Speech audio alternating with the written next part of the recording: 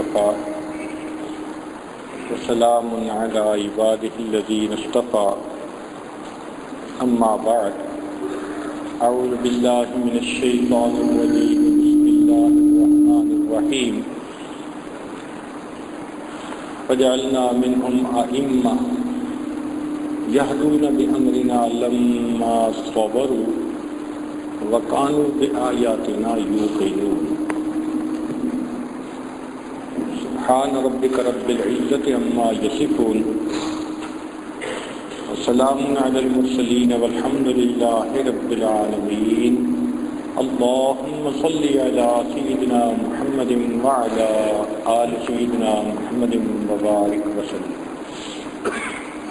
اللهم صل على سيدنا محمد وعلى آل سيدنا محمد وبارك وسلم اللهم صل على سيدنا محمد وعلى آل سيدنا محمد وبارك وسلم. انسان اس دنیا میں زندگی گزارتا ہے تو اسے روزمرہ کئی حالات و واقعات پیش آتے ہیں. اپنے تجربے مشاہدے کی بنیاد پر وہ چند چیزوں کو ماننا شروع کر دیتا ہے، اس پہ اس کا پکا یقین ہو جاتا ہے، وہ ان کو تھم رول بنا لیتا ہے زندگی کا. کسی چیز کا دل میں پکا اعتماد بیٹھ جائے اس کو یقین کہتے ہیں، اس کو بلیف کہتے ہیں. یہ یقین دو طرح سے بنتا ہے، مشاہدے سے اور کسی کی اطلاع اور خبر سے. توجہ فرمائیے، مشاہدے کے بھی آگے دو حصے ہیں. ایک انسان کو خود مشاہدہ ہوتا ہے، مثلاً سانپ نے کسی کو کاٹا اور اس نے مرتے دیکھا. اب اس کو یقین ہو گیا کہ سانپ کے کاٹنے سے موت واقع ہو جاتی ہے. اب اس کو کوئی پلاسٹک کا بنا ہوا سانپ بھی دکھائے گا نہ تو یہ گھبرائے گا، کیونکہ دل میں یقین ہے، چونکہ دل میں یقین ہے کہ اس سانپ کے کاٹنے سے میری موت واقع ہو سکتی ہے. اسی طرح کسی کو دیکھا کہ بجلی لگی، کرنٹ لگا، وہ بندہ فوت ہو گیا. اب یہ بجلی کی تار سے دور رہے گا، اس کو یقین ہو گیا کہ مجھے یہاں سے نقصان پہنچ سکتا ہے. تو یہ وہ چیزیں ہیں جو اس کے اپنے مشاہدے میں آئیں.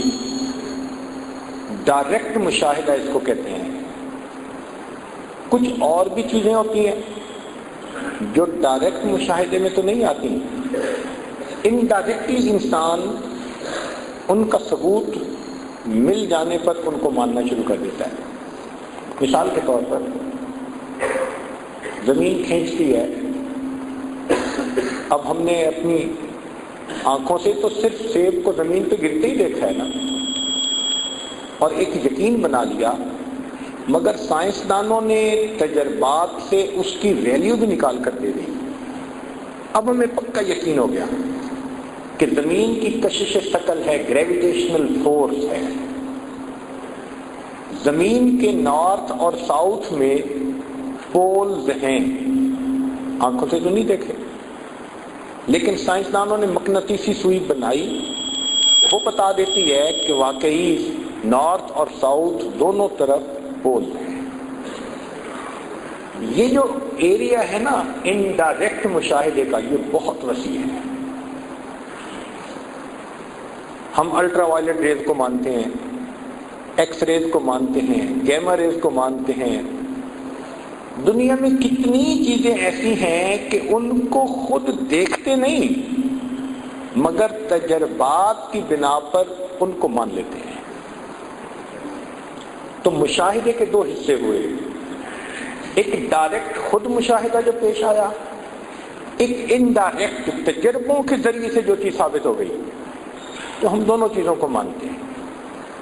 یہ مشاہدے کا یقین کہلاتا ہے. چنانچہ اگر کوئی بندہ اس کے خلاف بات کرے تو ہم اس کو دیکھتے ہیں حیران ہو کے کہ اس کو اتنی بھی سمجھ نہیں ہے. یہ یقین کا ایک طریقہ ہے مشاہدہ. ایک دوسرا طریقہ بھی ہے کہ کسی کی اطلاع پر بات کو مان لینا. مثال کے طور پر دنیا کا کوئی دہریہ بھی ہو تو پوچھو تمہارے باپ کا نام کیا ہے، کہے گا فلاں. تو اگر کوئی سوال پوچھے جی آپ نے دیکھا تھا، کہے گا نہیں. جی آپ نے کوئی ڈی این اے ٹیسٹ کروایا تھا، نہیں. کیوں مانا؟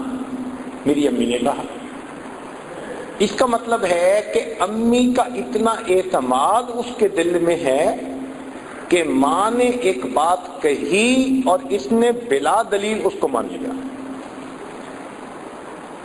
مومن تو کیا کافر بھی مانتا ہے. یہ ماننے کا ایک دوسرا طریقہ ہے. اس دوسرے طریقے میں ہم مسلمانوں کا دین بھی آتا ہے کہ ہم نے نبی علیہ السلام کی لائی ہوئی شریعت کو بغیر کسی دلیل کے آپ کے فرمانے پر مان لیا، قبول کر لیا. اس کو شریعت اور دین کہتے ہیں. یہ ہمارا زندگی گزارنے کا طریقہ ہے. مگر ایک فرق ہے کہ باپ کو مانا ماں کے کہنے پر تو ماں تو جھوٹ بھی بولتی ہے، سچ بھی بولتی ہے، تو جھوٹ سچ کے چانسز ہیں. لیکن نبی علیہ السلام وہ ہستی ہیں کہ جن کی زبان سے ہمیشہ پوری زندگی سچ نکلتا رہا. تو اس کا مطلب یہ ہے کہ نبی علیہ السلام نے جو باتیں فرمائی ہمیں اب اس کے اوپر پکا یقین ہونا چاہیے 100%. جیسے 2 × 2 4 پکا یقین. اسی طرح نبی علیہ السلام کے فرمانے پر پکا یقین. آج اس یقین میں بہت کمزوری آ گئی. مثال کے طور پر قرآن مجید میں فرمایا گیا کہ سود کا معاملہ کرنے پر فَاذَنُوا بِحَرْبٍ مِّنَ اللَّهِ وَرَسُولِهِ. جو سود لین دین کرے گا اللہ کے ساتھ اعلان جنگ ہوگی. اب اللہ کو بڑا بھی مانتے ہیں، سودی کاروبار بھی کرتے ہیں. یہ یقین کی کمزوری کی پکی دلیل ہے.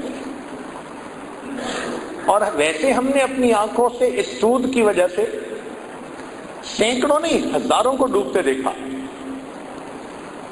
اب تو دنیا میں ہی کرائسس آ گیا اور اخباروں میں خبریں آنی شروع ہوئی کہ ایسے بینک بنانے کی ضرورت ہے جو بغیر سود کے کام کرے.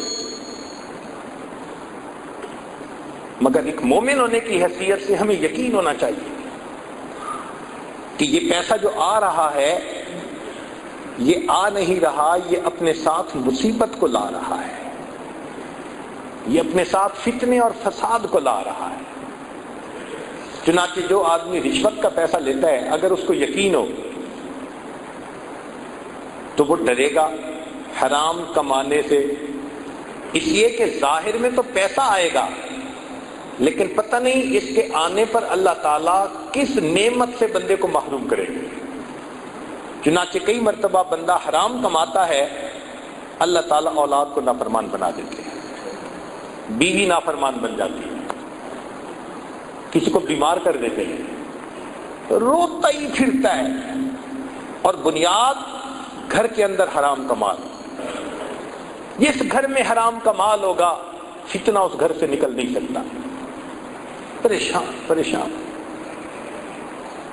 تو یہ یقین دل میں بیٹھ جائے کہ ہمارے پیارے محبوب صلی اللہ علیہ وسلم نے جو ہمیں بتایا وہ 100% سچ ہے، تو انسان کے لیے پھر عمل کرنا آسان ہوتا ہے. حدیث مبارکہ میں آتا ہے جب میری امت احکام خداوندی کو ہلکا سمجھنا شروع کرے گی، جب میری امت احکام خداوندی کو ہلکا سمجھنا شروع کر دے گی تو اللہ تعالیٰ مسلمانوں کا خون ارزاں کر دیں گے، سستا، 10 مرے، 20 مرے، 50 مرے۔ یہ مسلمانوں کا خون ارزاں کیوں ہوا؟ ہم نے احکام شریعت کو ہلکا سمجھنا شروع کر دیا۔ اگر ہم ان کو ویٹ دیتے تو اللہ رب العزت مسلمانوں کی جان کی بھی قیمت بڑھا دیتے۔ حدیث مبارکہ میں ہے کہ جب قوم زکوٰۃ کو تاوان سمجھنے لگے اللہ تعالیٰ بارشوں سے محروم کر دیتے۔ اب ہمیں پکا یقین ہو اس کے اوپر، چنانچہ ایک مثال سے یہ بات تھوڑا اور ایکسپلین کریں۔ جب بھی کوئی پیشنٹ ایمرجنسی وارڈ میں لایا جاتا ہے تو جو وہاں پر تھوڑا سا عملہ ہوتا ہے نا، وہ اس کو دیکھ کر فوراً کچھ نہ کچھ ٹریٹمنٹ دیتا ہے۔ اب مثلاً آنے والے پیشنٹ کو بخار تھا تو ڈاکٹر اب قیافہ لگاتا ہے، اس کو کہتے ہیں انٹیلیجنٹ گیس، کہ یہ بخار کیوں ہو سکتا ہے، موٹی موٹی علامات کیا بتاتی ہیں۔ یہ بخار انفیکشن کی وجہ سے بھی ہو سکتا ہے، وائرس کی وجہ سے بھی ہو سکتا ہے، کوئی اور الرجی کی ایسی کنڈیشن ہو جائے اس سے بھی ممکن ہے، ملیریا بھی ہو سکتا ہے۔ مگر اس ڈاکٹر کو یقین نہیں ہوتا، جو جو وجوہات ہوتی ہیں وہ لکھ دیتا ہے کہ بخار ہونے کی یہ پاسبلٹی بھی ہے، یہ بھی ہے، یہ بھی ہے، یہ بھی ہے۔ ان کو کہتے ہیں ڈفرینشیل ریزن، کہ یہ امکانی وجوہات ہیں بخار کی، تو وہ ڈاکٹر لکھ دیتا ہے یہ پاسبلٹیز ہیں، یہ ڈفرینشیل ریزن۔ پھر اس کے بعد وہ اس کا بلڈ لیتا ہے اور بلڈ لے کے لیبارٹری میں بھیجتا ہے۔ لیبارٹری میں اب اس کا کنفرمیٹری ٹیسٹ کیا جاتا ہے اور اس ٹیسٹ سے پکا یقین ہو جاتا ہے کہ بیماری کی وجہ یہ تھی۔ اس کو کہتے ہیں ڈیفینیٹ ریزن۔ تو ایک ہوئی ڈفرینشیل ریزن اور ایک ہوئی ڈیفینیٹ ریزن۔ آج جو ہمیں پریشانیاں آتی ہیں نا، تو ہم ڈفرینشیل ریزن میں پڑے رہتے ہیں، کسی نے کاروبار باندھ دیا، کسی نے جادو کر دیا، فلاں کر دیا۔ جو ڈیفینیٹ ریزن ہیں کہ ہمارے اپنوں کی کوئی عملوں کی خرابی بھی تو ہو سکتی ہے جو یہ وبال آ گیا، اس طرف نہیں جاتے۔ نبی علیہ الصلوۃ والسلام نے جو جو وجوہات بتائیں وہ ڈیفینیٹ ریزن ہیں، پکی باتیں ہیں۔ چنانچہ اللہ رب العزت قرآن مجید میں فرماتے ہیں وَمَا مِن دَابَّةٍ فِي الْأَرْضِ إِلَّا عَلَى اللَّهِ رِزْقُهَا، زمین میں جو بھی جاندار ہے اس کا رزق ہمارے ذمے ہے۔ اب رزق کا ذمہ اللہ نے لے لیا، اس کا مطلب ہے کہ رزق تو ہمیں ملے گا، تو ہم حلال کے پیچھے کیوں بھاگیں؟ ہمیں مفت میں بھی کوئی حرام دینا چاہے ہم نہیں لیں گے، کیونکہ حلال پہنچانے کا اللہ نے ذمہ لیا۔ ہم حلال کو تلاش کریں، وہ کہاں ہے، ہمیں مل کے رہے گا۔ جلد بازی میں ہم حرام میں ہاتھ ڈال دیتے ہیں۔ صبر کر لیں، یقین اور توکل کی زندگی گزاریں، جو ہمارے مقدر میں ہے ہمیں مل کے رہے گا۔ اللہ کی شان دیکھیں، انسان کا پیٹ تو 2 روٹی سے بھر جاتا ہے، جو جانور ٹنوں کے حساب سے روزانہ کھانا کھاتے ہیں اللہ تعالیٰ ان کو بھی روزی دے رہا ہے۔ ہاتھی کتنا کھاتا ہوگا؟ کلوز میں نہیں کھاتا، ٹنوں میں کھاتا۔ ویل مچھلی ٹنوں میں کھاتی ہوگی۔ ایک مرتبہ ایک ملک کے ایکویریم میں جانے کا موقع ملا تو وہاں انہوں نے ویل مچھلیاں بھی پالی ہوئی تھیں اور بہت انفارمیشنز تھیں۔ ایک جگہ لکھا ہوا تھا کہ بلو ویل جو ہے یہ اتنی بڑی ہوتی ہے کہ پر ڈے اس کا وزن 200 پاؤنڈ بڑھتا ہے۔ اب اس کو پڑھ کر مجھے تعجب ہوا، یا اللہ، وزن ہی ہم میں سے کسی موٹے بندے کا 200 پاؤنڈ ہوتا ہے، اور مچھلی کا وزن روزانہ 200 پاؤنڈ بڑھتا ہے، یہ کھاتی کتنا ہوگی؟ تو میں نے ایک آدمی کو بلایا جو وہاں ڈیوٹی پہ متعین تھا۔ میں نے کہا اس کے لکھنے میں کوئی فرق تو نہیں پڑا کہ کوئی ڈیجٹ کی آگے پیچھے فرق لگ گیا؟ اس نے کہا نہیں سر، ہم نے احتیاط سے 200 لکھا ہے، وگرنہ بعض ویل مچھلیوں کا وزن مور دین 250 پاؤنڈ پر ڈے بڑھتا ہے۔ اور پتہ ہے کہ اس کا رزق کیا ہے؟ ذہن میں میرے بات آئی کہ یہ چھوٹی مچھلیاں کھاتی ہوگی، اور جہاں ہوتی ہوگی قریب مچھلی کو زندہ نہیں رہنے دیتی ہوگی۔ انہوں نے کہا نہیں، مچھلی نہیں کھاتی۔ تو بھئی کیا کھاتی ہے؟ انہوں نے کہا جی کہ سمندر کے اندر چھوٹا چھوٹا بیکٹیریا، مائکرو آرگنزم اسے کہتے ہیں، وہ ڈیولپ ہو جاتا ہے، تو یہ پانی کو لیتی ہے، اور اللہ نے اس کے جو گلچھڑے بنائے ہیں وہ فلٹر کی مانند ہیں، سکرینے ہیں، یہ ان میں سے فلٹر کر کے پانی کو نکال دیتی ہے۔ تو جیسے چائے کو چھانے تو چائے کا پانی تو نیچے گر گیا، پتی اوپر رہ گئی، اسی طرح پانی چلا جاتا ہے اور وہ چھوٹا چھوٹا بیکٹیریا وہ اس کی سکرین پہ بچ جاتا ہے، یہ اس بیکٹیریا کو کھاتی ہے، اور وہ اتنا ہوتا ہے کہ ٹنوں کے حساب سے۔ تب سمجھ میں بات آئی، اللہ نے سمندر کے اندر پانی کو کلیننگ کرنے کے پلانٹ لگا دیے۔ اگر یہ ویل مچھلی نہ ہوتی تو یہ مائکرو آرگنزم اتنے بڑھ جاتے کہ مخلوق سمندر کی مر جاتی۔ اللہ نے پانی کے کلیننگ پلانٹ لگا دیے۔ اس کو اللہ ایسی روزی دے رہا ہے جو آنکھ سے نظر بھی نہیں آتی۔ اللہ تعالیٰ پرندوں کو بھی رزق دیتا ہے، لیکن مزے کی بات سنیں کہ پرندے خالی پیٹ گھر سے گھونسلے سے نکلتے ہیں، جب شام آتے ہیں تو ان کے پیٹ بھرے ہوتے ہیں۔ یہ انسان صبح ناشتہ کر کے پیٹ بھر کے گھر سے نکلتا ہے، شام آتا ہے تو بھوکا ہوتا ہے، آتے ہی کہتے ہیں جلدی کھانا لگاؤ۔ جو اللہ جانوروں کو ٹنوں کے حساب سے رزق دیتے ہیں، وہ انسان کو 2 روٹی رزق نہیں دے سکتے۔ یہ تو یقین کی بات ہے۔ کوئی حرام کما لے گا تو کدھر لے کے جائے گا؟ تو یہ یقین اگر بیٹھ جائے تو ہم اس حلال کے اوپر پکے ہو جائیں کہ ہمارا رزق ہمیں پروردگار نے دینا ہے۔ صحابہ کرام کا یقین بنا ہوا تھا، اللہ ان کو رزق دیتے تھے۔ حدیث مبارکہ میں آتا ہے، ایک صحابی کو پیشاب کی ضرورت پیش آئی تو وہ یورینیشن کے لیے ذرا ویرانے کی طرف چلے گئے۔ جب یورین پاس آؤٹ کر رہے تھے تو انہوں نے دیکھا کہ ایک سوراخ میں سے ایک چوہا نکلا اور اس کے منہ کے اندر ایک دینار تھا، وہ لا کے پھینک کے پھر واپس چلا گیا۔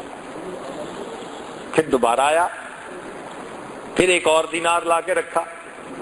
کئی مرتبہ وہ اس سوراخ میں بل میں گھسا اور اس نے لا کر دینار باہر ڈال دیے، پھر اندر چلا گیا۔ جب یہ اپنی ضرورت سے فارغ ہوئے تو انہوں نے وہ پیسے اٹھا لیے۔ صحابہ رضی اللہ تعالیٰ عنہ کی ایک بڑی خوبصورت عادت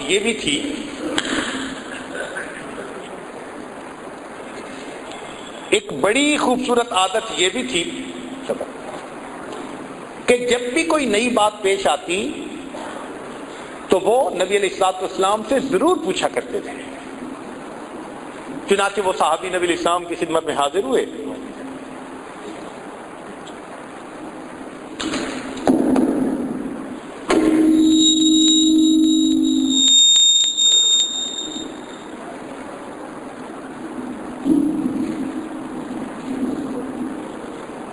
چنانچہ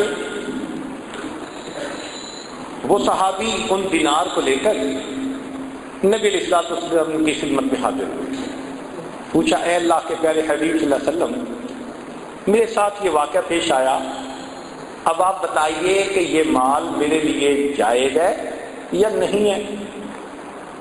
نبی علیہ الصلوۃ والسلام نے فرمایا کہ یہ رزق ہے جس کا اللہ رب العزت نے تمہارے لیے انتظام کر دیا،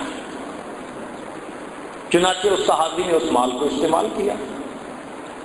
جب یہ واقعہ حدیث پاک میں پڑھتے ہیں حیران ہوتے ہیں، یا اللہ، جن کے رزق بنے ہوئے تھے، یقین بنے ہوئے تھے، ان کو آپ بلوں سے رزق دیتے تھے، اور جن بیچاروں کے یقین نہیں بنے ہوئے وہ مہینے میں جو کماتے ہیں وہ بلوں میں چلے جاتے ہیں۔ یہ بجلی کا بل، یہ انشورنس کا بل، یہ مکان کے کرائے کا بل، یہ ڈاکٹر کا بل، یہ فلاں بل، جو کماتے ہیں سب بلوں میں چلا جاتا ہے۔ اللہ،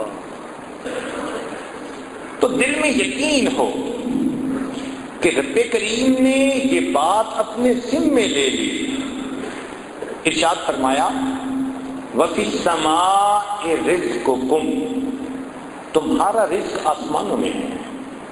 بھئی اگر ہمارا رزق آسمانوں میں ہے تو کوئی دوسرا بندہ اس رزق پہ ہاتھ ڈال سکتا ہے؟ اگر وہ لے کے جا رہا ہے تو اپنا حصہ ہی لے کے جا رہا ہے، ہاں لے غلط طریقے سے جا رہا ہے۔ اگر میری جیب سے لے کے گیا اللہ مجھے اور پہنچا دیں گے، مجھے تو ملنا ہے، مجھے تو میرے رب نے دینا ہے۔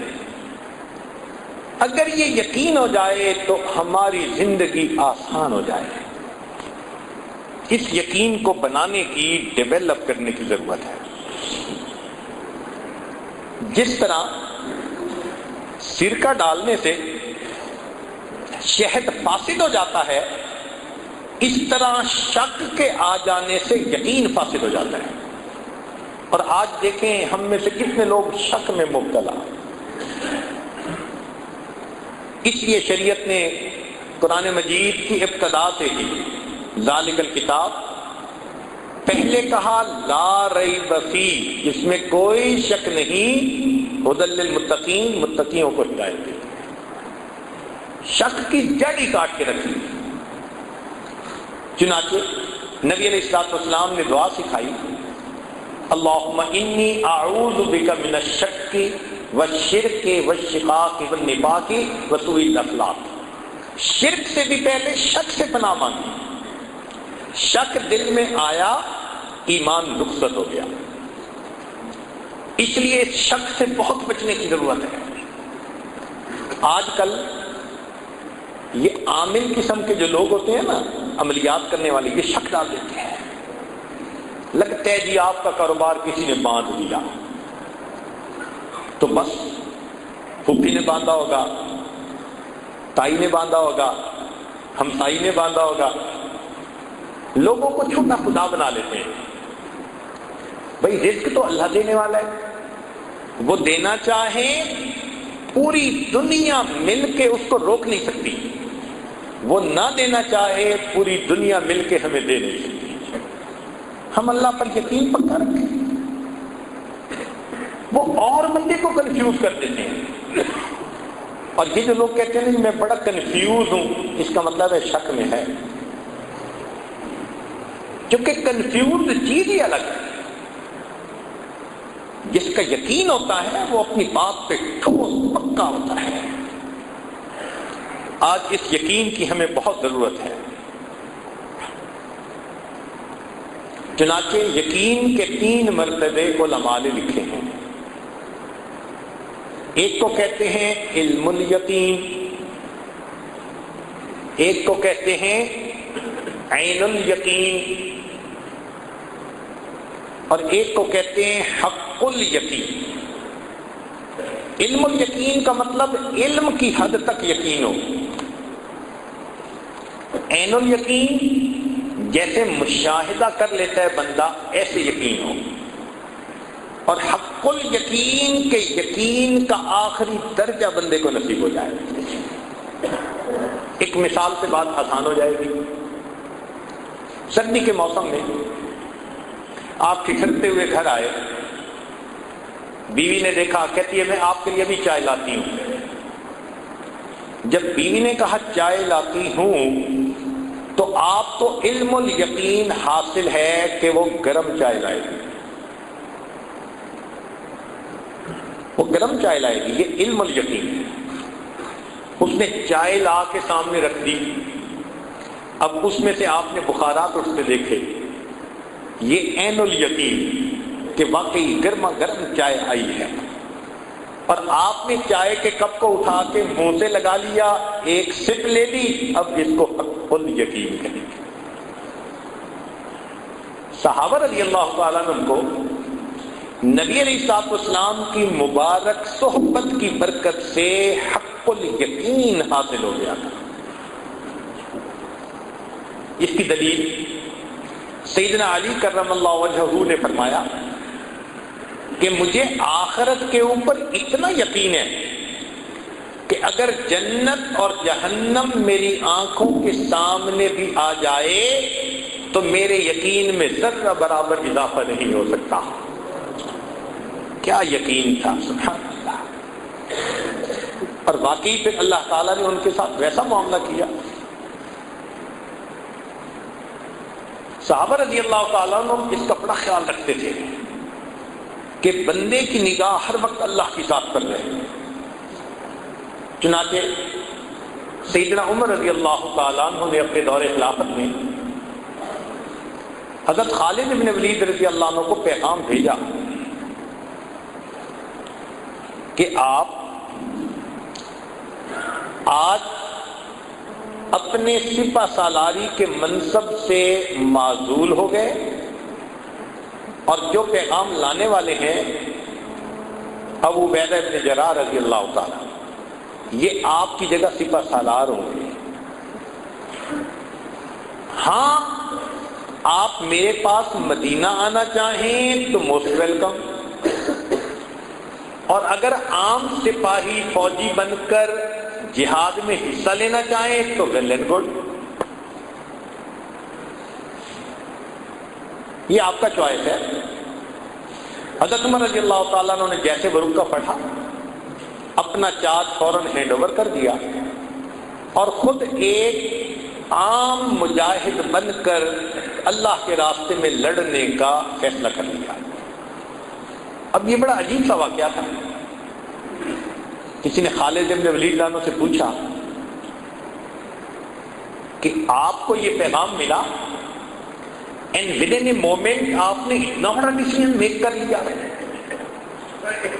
کہ جی ہاں میں ایک عام سپاہی کی طرح لڑوں گا، تو بڑا ٹف ہوتا ہے بندے کے لیے اس کو ڈائجسٹ کرنا، برداشت کرنا۔ تو آپ کو تو بڑی مشکل ہوئی ہوگی۔ ان کا بالکل نہیں۔ کا مشکل کیوں نہیں ہوئی؟ ان کا مشکل اس لیے نہیں ہوئی کہ جس اللہ رب العزت کو راضی کرنے کے لیے میں سپہ سالار بن کے لڑ رہا تھا، جب میں مجاہد بن کر لڑا پھر بھی اسی رب کو راضی کرنے کے لیے لڑ رہا تھا۔ مجھے تو کوئی ڈفرینس نہیں فیل ہوا۔ کسی نے عمر رضی اللہ تعالیٰ عنہ سے سوال کیا، ان کا حضرت آپ نے امت کو اتنے بڑے عظیم سپہ سالار سے محروم کر دیا، کوئی ایسی خاص ریزن بھی نظر نہیں آتی، مگر ان کا ٹیلنٹ، ان کا ایکسپیرینس، ان کا معاملہ فہمی، ان کا وزڈم، وہ تو ایک ایسٹ تھا نا امت کا۔ تو جب آپ نے ان کو اس منصب سے اتارا تو امت تو اس سے محروم ہو گئی۔ تو عمر رضی اللہ عنہ نے جواب دیا کہ ہاں، وجہ یہ تھی کہ خالد بن ولید جہاں جا رہے تھے فتح ہو رہی تھی، فتح ہوتی تھی، لوگوں کے دل میں یہ بات آنے لگی تھی کہ خالد بن ولید جہاں جائیں گے فتح ہوگی، توجہ ادھر جانے لگی تھی۔ میں نے فوراً ان کی جگہ دوسرا سپہ سالار بنا دیا، فتح اب بھی ہوگی، میں نے امت کو ایک سپہ سالار سے تو محروم کر دیا، امت کی توجہ اللہ سے ہٹ جائے اس عمل سے ان کو روک دیا۔ توجہ اللہ کی طرف ہی رہی۔ اللہ کی مدد سے فتح ہو رہی ہے. بندے تو اسباب ہیں. تو صحابہ رضی اللہ تعالیٰ عنہ کی بھی اس پر توجہ رہتی تھی کہ نظر سبب کی بجائے مسبب الاسباب پہ ہونی چاہیے، اللہ کی ذات پہ ہونی چاہیے. چنانچہ ایسے کرنے سے پھر انسان اعمال کے اوپر پکا ہو جاتا ہے. صحابہ رضی اللہ عنہ ایک مہم پر گئے، قلعہ فتح نہیں ہو رہا. سپہ سالار نے خط لکھا کہ جی دشواری پیش آ رہی ہے، ہم اپنا ٹارگٹ اچیو نہیں کر پا رہے. آج کے دور کا کوئی بندہ ہوتا تو وہ کچھ ٹروپس اور بھیج دیتا کہ تم تھوڑے ہو اور زیادہ ہو جاؤ، تمہیں اسلحے کی ضرورت ہے، میں اور بھیج دیتا ہوں. مگر نہیں، امت لانوں کا یقین بنا ہوا تھا. انہوں نے چند صحابہ کو بھیجا اور خط لکھا. ان کی زندگی نبی علیہ السلام کے بالکل سنت طریقے اوپر ہے. تم اپنی زندگیوں کا کمپیریزن کرو، کہیں نہ کہیں تم کسی چیز کو اگنور کر رہے ہو جس کی وجہ سے اللہ کی مدد رکی ہوئی ہے. تو نظر اعمال پر گئی اور واقعی وہی ہوا کہ انہوں نے جب دیکھا تو چونکہ میدان جنگ کی حالت تھی تو مسواک کا اہتمام نہ رہا تھا. کرتے تھے مگر جیسے پابندی ہونی چاہیے وہ نہیں تھی. ان کو فیل ہوا، ریئلائز کیا، انہوں نے مسواک کی پابندی کرنی شروع کر دی. اللہ نے اس عمل پر ان صحابہ کو فتح عطا فرما دی. تو نظر مادی چیزوں پر نہیں تھی، نظر اعمال پر تھی کہ اعمال پر مدد اللہ کی اترتی ہے، اعمال کی وجہ سے اللہ کی مدد رکتی ہے. آج ہم اعمال کو دیکھتے ہی نہیں. ہم سمجھتے ہیں، خاوند سمجھتے ہے بیوی نے پریشان کر رکھا ہے، بیوی سمجھتی ہے خاوند نے پریشان کر رکھا ہے، ماں باپ سمجھتے ہیں اولاد نے پریشان کر رکھا ہے، اولاد سمجھ رہی ہے ماں باپ نے ناک میں دم کر دیا ہے، پڑوسی کہتے ہیں پڑوسی نے پریشان کر دیا ہے، محکوم کہتے ہیں حاکم نے تنگ کر دیا، حاکم کہتے ہیں محکوموں نے تنگ کر دیا. اور حقیقت میں اگر دیکھیں تو ہمیں ہمارے نفس نے تنگ کر رکھا ہے. ہمارا کوئی دشمن نہیں ہے، ہمارا نفس دشمن ہے، شیطان دشمن ہے.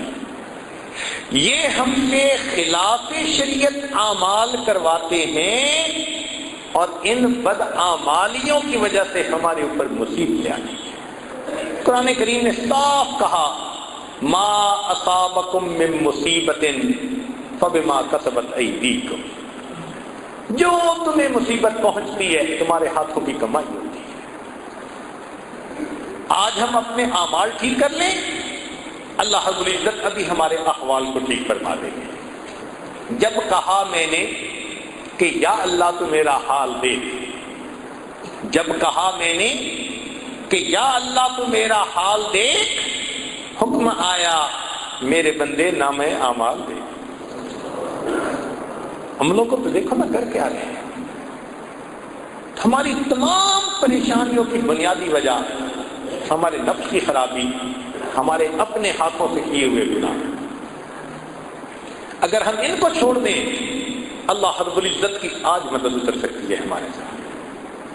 اب صحابہ رضی اللہ عنہم کا جیسے یقین بنا، امت کے علماء اولیاء کا بھی یقین بنا ہوا تھا. چنانچہ باجید بستامی رحمۃ اللہ علیہ کے پاس ایک بندہ آیا،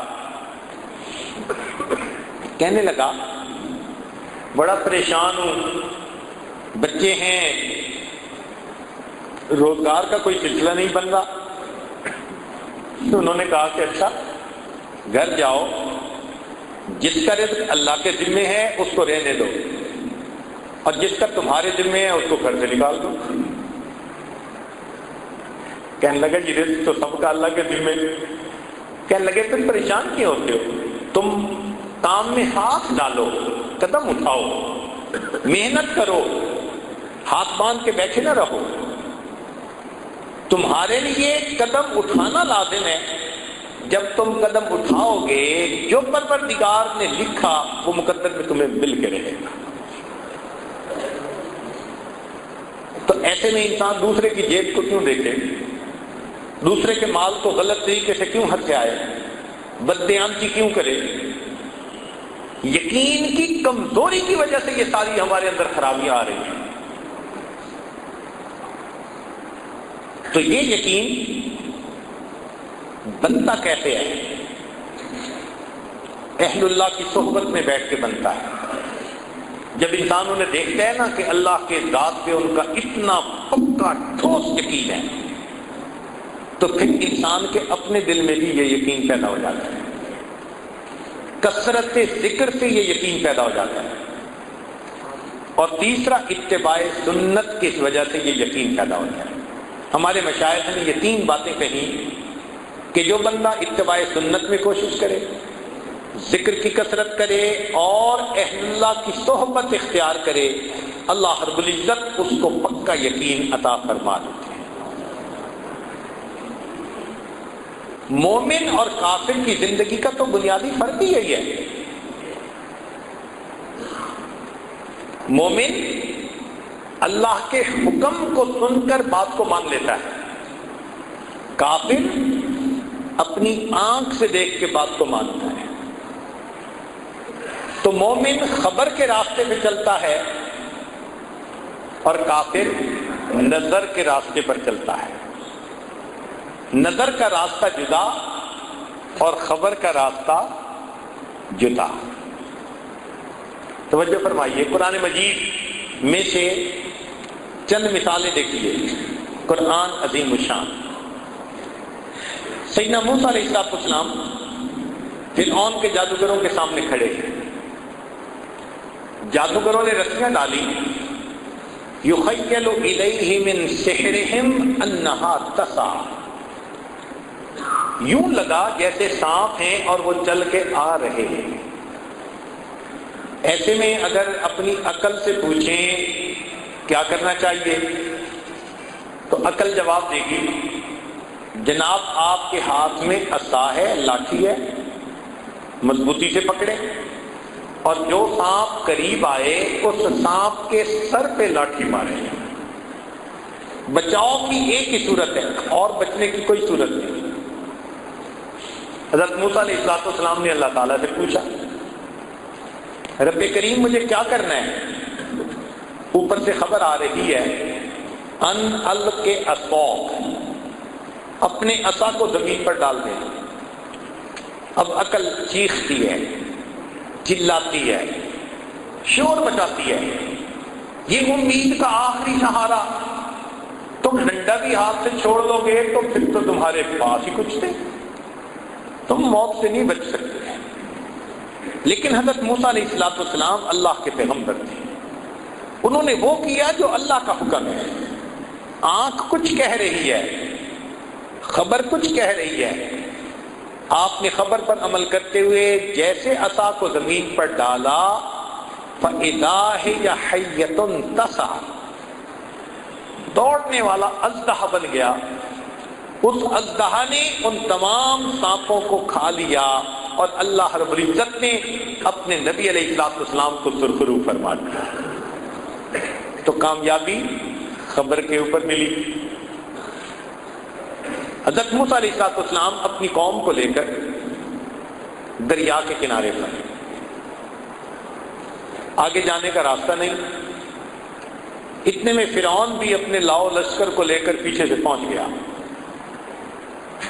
جب فرعون کو آتے دیکھا، قال اصحاب موسیٰ انا لمدرکون، کہا موسیٰ علیہ السلام کے صحابہ نے اب تو ہم دھر لیے گئے، اب بچنے کی کوئی صورت نہیں۔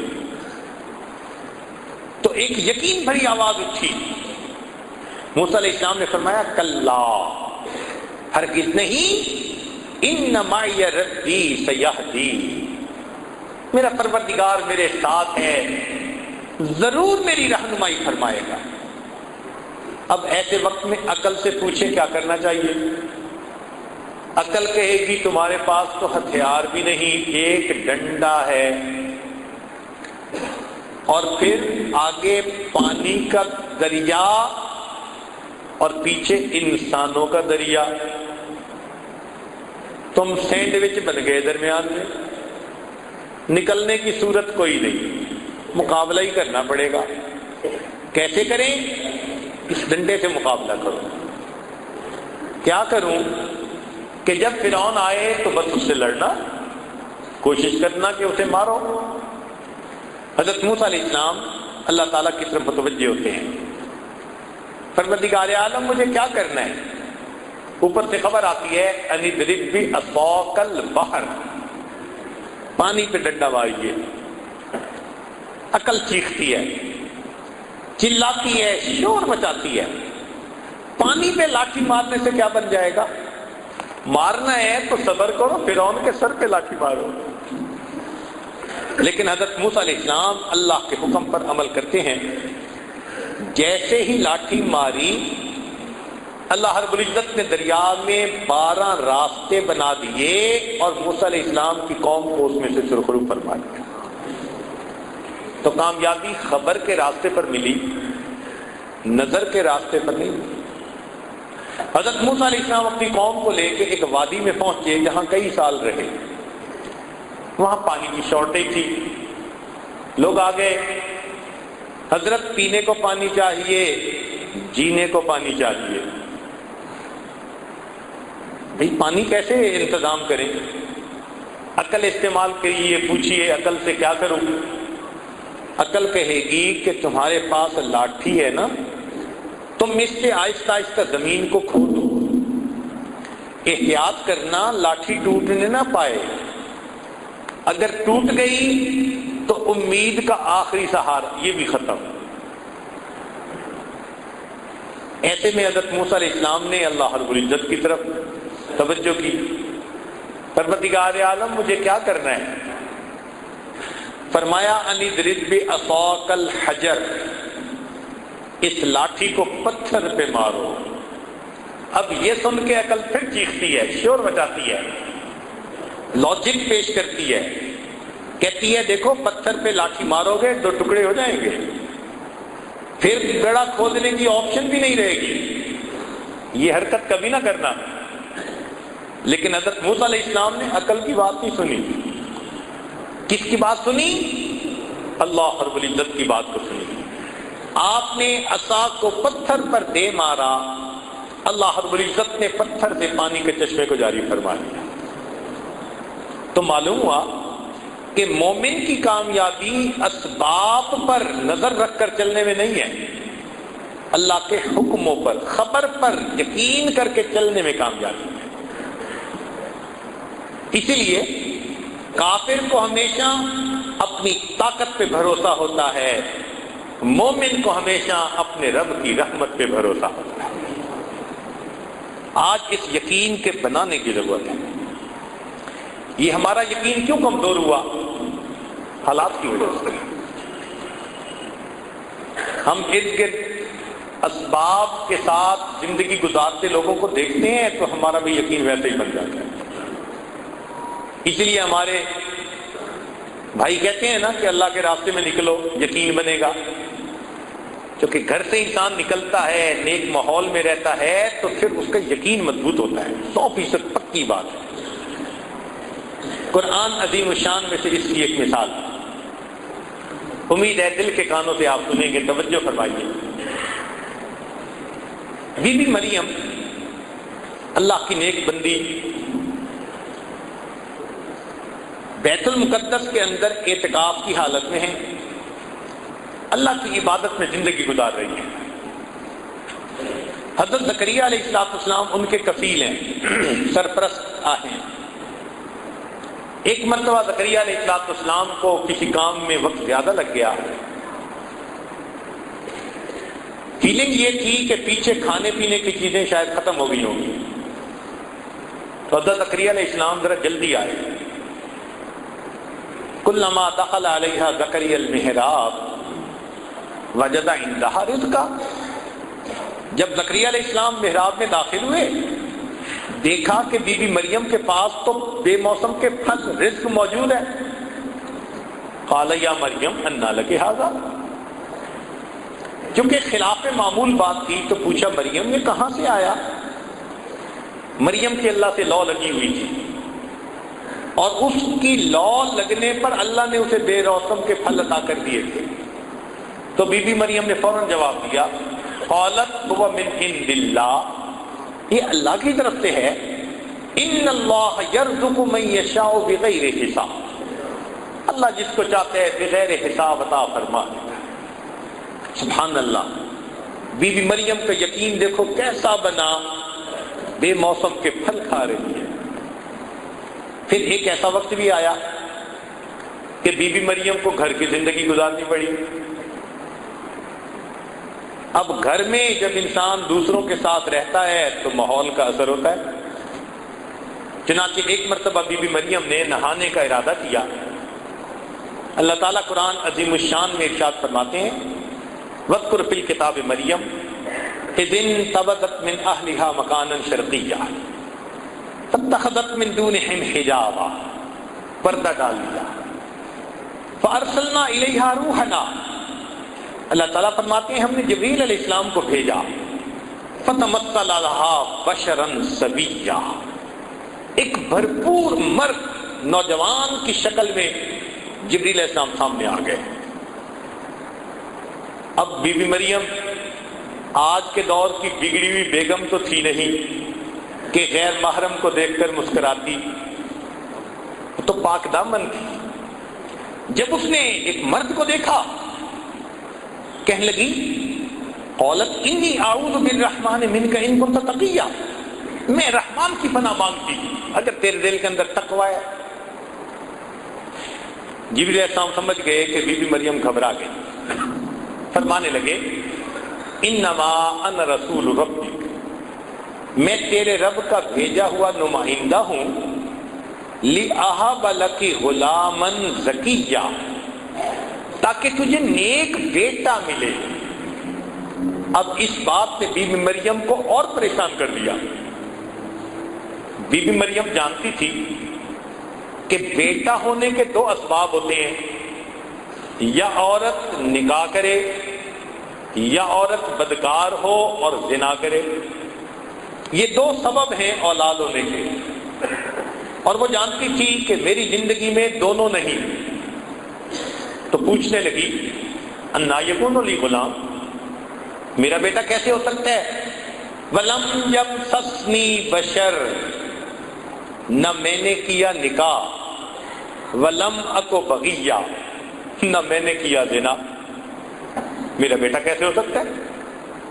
اس پر جبریل صاحب نے فرمایا قال ربک هو علی ہین، کہ رب کریم نے فرمایا کہ یہ بیٹا تجھے پروردگار نے دینا ہے، کسی زلفوں والی سرکار نے نہیں دینا. اب وہ بی بی مریم جو بے موسم کے پھل کھاتی تھی، اب وہ بھی اسباب کے تحت سوچنے لگ گئی نا کہ میرا بچہ کیسے ہو سکتا. یہ حالات کا اثر ہوتا ہے بندے کے اوپر. ہم چونکہ روز وہی گھر، وہی دفتر، وہی فیکٹری، وہی بزنس، ہمارا بھی اسباب ہی کے اوپر ذہن چلا جاتا ہے. اب اپنے یقین کو مضبوط کرنے کے لیے ہمیں وقتاً فوقتاً نکلنا چاہیے. اللہ کے راستے میں نکلیں، اہل اللہ کی صحبت میں جائیں تاکہ ہمارا یقین فریش ہو جائے. یوں سمجھیں کہ جیسے سیل فون کی بیٹری یوز کرنے سے ختم ہوتی جاتی ہے تو کچھ عرصے کے بعد چارجر سے لگانی پڑتی ہے. یہ یقین کا معاملہ بھی ایسا، تھوڑا عرصہ انسان اسی اسباب کی دنیا میں رہے تو سوچ بھی ویسی. تو اس کو ریفریش کرنے کے لیے، اس کو ریچارج کرنے کے لیے نیک محفلوں میں، چاہے وہ کسی اللہ والے کی ہو یا چاہے اللہ کے راستے میں نکل کے نیک محفلوں میں، مسجدوں میں وقت گزارے تو یقین بنتا ہے. یہ کام ہم میں سے ہر ایک کو کرنا ہے. یہ نہیں کہ ہم نہیں کریں گے تو یقین بنا رہے گا، یقین نہیں بنتا. اور یہ عجیب بات ہے کہ اگر انسان کا یقین بن جائے تو اللہ تعالی عزت ان نقشوں سے نکال دیتے ہیں جو بے عزتی کے ہوتے ہیں، ناکامی کے نقشوں میں سے کامیابی نکال دیتے ہیں۔ یقین بنا ہوا تھا، یہ انسان پہ منحصر ہے۔ اصول کیا ہے؟ اصول شریعت نے یہ بتا دیا، حدیث قدسی نبی علیہ السلام نے فرمایا انا عند ظن عبدی بی، میں بندے کے ساتھ اس کے گمان کے مطابق معاملہ کرتا ہوں۔ تو جب اللہ سے نیک گمان، پکا یقین، تو اللہ ویسا معاملہ کر دیتے ہیں، اور جب ادھر ادھر نظر ہوتی ہے تو معاملہ بھی ویسے۔ اب طلباء کے لیے ایک علمی نکتہ کہ اگر اللہ پہ یقین پکا ہوگا تو جو ذلت کا سبب ہوگا اسی کو اللہ عزت کا سبب بنائیں گے، جو غم ملنے کا سبب ہوگا اللہ اسی کو ہمارے لیے خوشی کا سبب بنا دیں گے۔ یہ میرے مولا کا دستور ہے۔ اب قرآن عظیم الشان میں سے اس کی مثال سنیے۔ حضرت موسیٰ علیہ السلام کی والدہ نے اپنے بیٹے کو دریا میں ڈالا، دل غمزدہ ہوا، ماں تھی، اب دل کو غم ملا تو اس کا سبب کیا تھا؟ پانی بنا، پانی میں بیٹے کو ڈالا تو ظاہر سبب پانی بن رہا ہے، لیکن آنکھ بند کر کے اس نے اللہ پہ اعتماد کیا تو جو سبب غم کا بنا تھا اللہ تعالیٰ نے اسی کو خوشی کا سبب بنایا۔ فرعون کو موت، زمین پھٹتی اور قارون کی طرح یہ بھی دھس جاتا، اس طرح بھی آ سکتی تھی، کسی بیماری سے بھی آ سکتی تھی، کوئی اللہ بلا مسلط کر دیتے جو اس کو کاٹ کے ٹکڑے کر دیتی، یہ بھی ہو سکتا تھا۔ نہیں، اللہ نے فرعون کو کہاں ڈبویا؟ پانی۔ پانی میں ڈبونے میں حکمت کیا؟ مفسرین نے نکتہ لکھا کہ موسیٰ علیہ السلام کی والدہ کو پانی میں اپنا بیٹا ڈالنے کی وجہ سے غم کا سبب یہ بنا تھا، مگر اس نے اللہ پہ یقین کیا، اللہ نے اسی پانی کو اس کے لیے خوشی کا سبب بنا دیا، فرعون کو پانی میں ڈبو کے دکھا دیا۔ ایک دوسری مثال،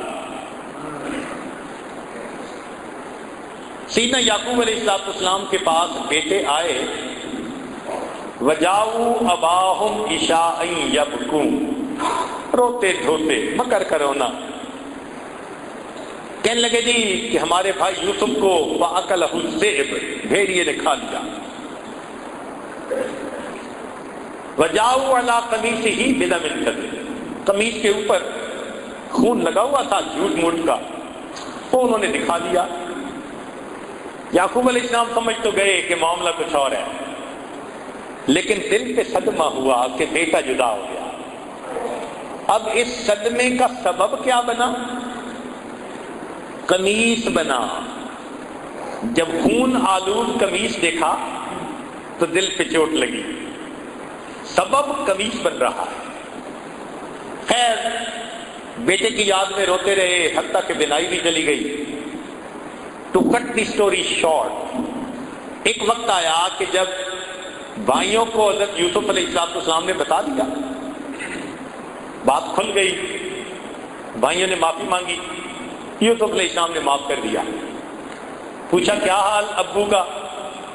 انہوں نے کہا جی آپ کی یاد میں رو رو کے تو یہ بینائی چلی گئی۔ اب یوسف علیہ السلام کہہ سکتے تھے کہ اچھا میں دعا کرتا ہوں اللہ میرے والد کی بینائی واپس لوٹا دے، ایسا پاسبل تھا، کوئی دوائی بھیج دیتے کہ ابو کو کہیں استعمال کریں بینائی واپس آ جائے گی۔ نہیں، یوسف علیہ السلام نے جواب میں کیا فرمایا؟ اذهبوا بقمیصی، میری قمیص کو لے کے جاؤ، یہ والد کے چہرے پہ لگاؤ، فرتد بصیرا، اللہ قمیص کی وجہ سے بینائی عطا فرما دیں گے۔ کیوں؟ غم کا سبب قمیص بن رہی تھی، اللہ پہ توکل رکھی، یقین رکھا، ایک وقت آیا اللہ نے اسی قمیص کو بنائی لوٹنے کا سبب بنا دیا۔ یہ مومن کا یقین ہوتا ہے، ٹھوس یقین ہوتا ہے اللہ کی ذات سے، اور جیسا یقین ہوتا ہے پھر اللہ تعالیٰ اس کے ساتھ ویسا ہی فرماتے ہیں۔ طلباء کے لیے ایک علم اور علمی نکتہ کہ اللہ رب العزت کے ہاں ایک دستور ہے، جزاء من جنس العمل، جزاء من جنس العمل، جیسا عمل ویسا جیسی جزا۔ ہم اپنی زبان میں کہہ سکتے ہیں جیسی کرنی ویسی بھرنی، جیسی کرنی ویسی بھرنی۔ اب ذرا اس کی مثالیں قرآن عظیم الشان میں سے۔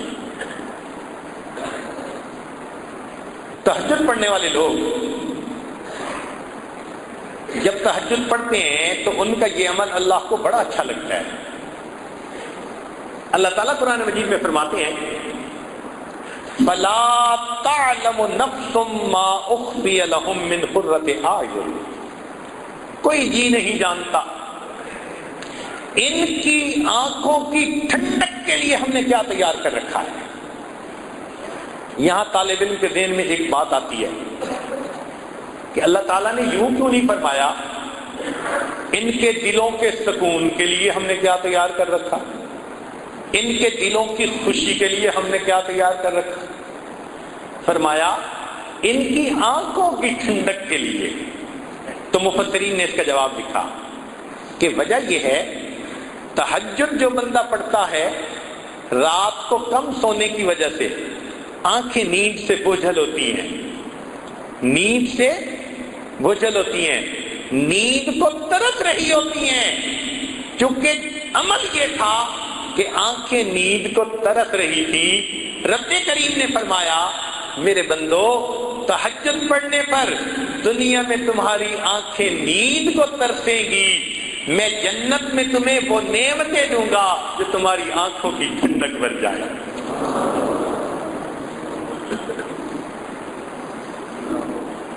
اور مثال قرآن مجید میں سے قیامت کے دن مجرم کھڑے ہوں گے، اللہ تعالیٰ ارشاد فرماتے ہیں وَلَوْ تَرَىٰ إِذِ الْمُجْرِمُونَ نَاكِسُو رُءُوسِهِمْ عِندَ رَبِّهِمْ، اگر آپ کبھی دیکھیں مجرموں کو کہ وہ قیامت کے دن کس طرح اللہ کے سامنے سر جھکائے کھڑے ہوں گے۔ طالب علم کے ذہن میں بات آتی ہے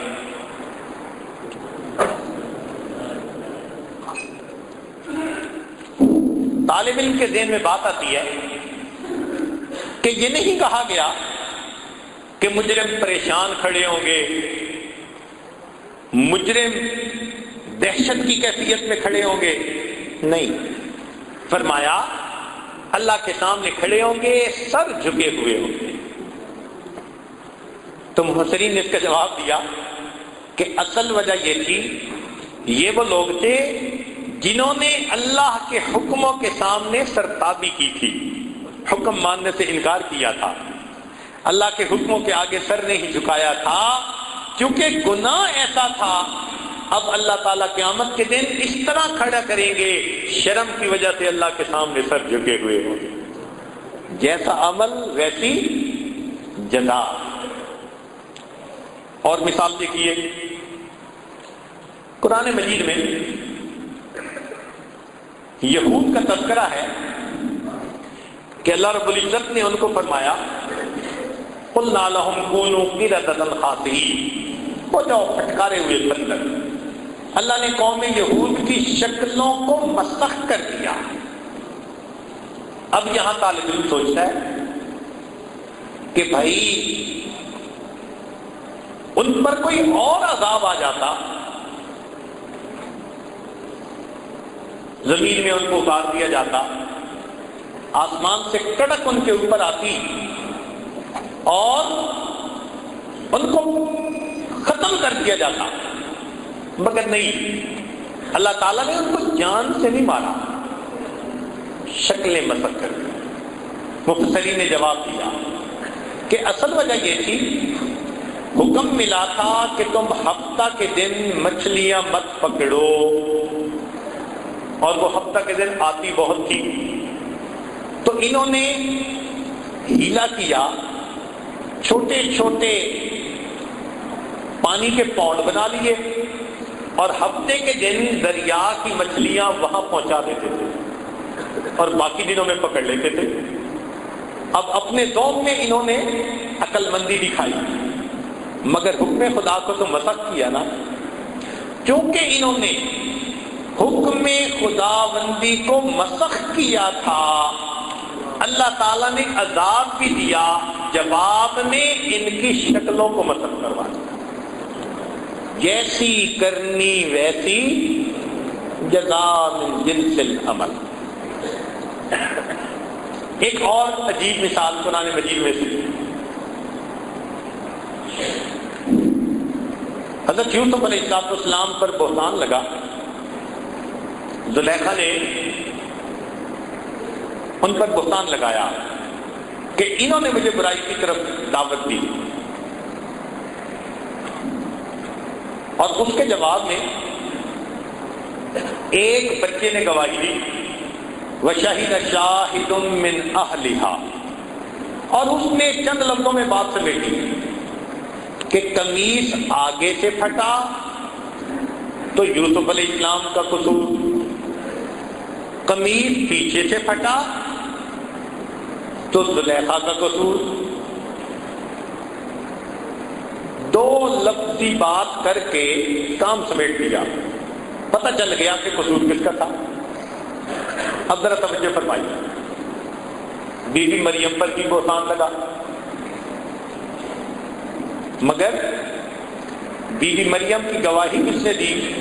ان کے بیٹے نے، حضرت عیسیٰ علیہ السلام نے، اور گواہی ایسے تو نہیں دی کہ دو لفظوں میں گواہی دی ہو، حضرت عیسیٰ علیہ السلام نے تو آگے سے لمبا بیان شروع کر دیا، ایسے لگتا ہے تقریر ہی شروع کر دی۔ تو مفسرین نے فرق لکھا کہ وہاں بہتان لگانے والی ایک عورت تھی، گواہ نے دو فکروں میں بات سمیٹ دی، یہاں بہتان لگانے والی پوری قوم تھی۔ قوم نے کہا تھا یا مریم لقد جئت شیئا فریا، چونکہ قوم پوری بہتان لگانے والی تھی تو اللہ تعالیٰ نے بھی پھر بیٹے سے گواہی ایسی دلوائی جیسے مجمع کے سامنے کوئی تقریر کرتا ہے۔ کیا فرمایا عیسیٰ علیہ السلام نے؟ قال انی عبد اللہ آتانی الکتاب وجعلنی نبیا وجعلنی مبارکا اینما کنت واوصانی بالصلاۃ والزکاۃ ما دمت حیا وبرا بوالدتی ولم یجعلنی جبارا شقیا۔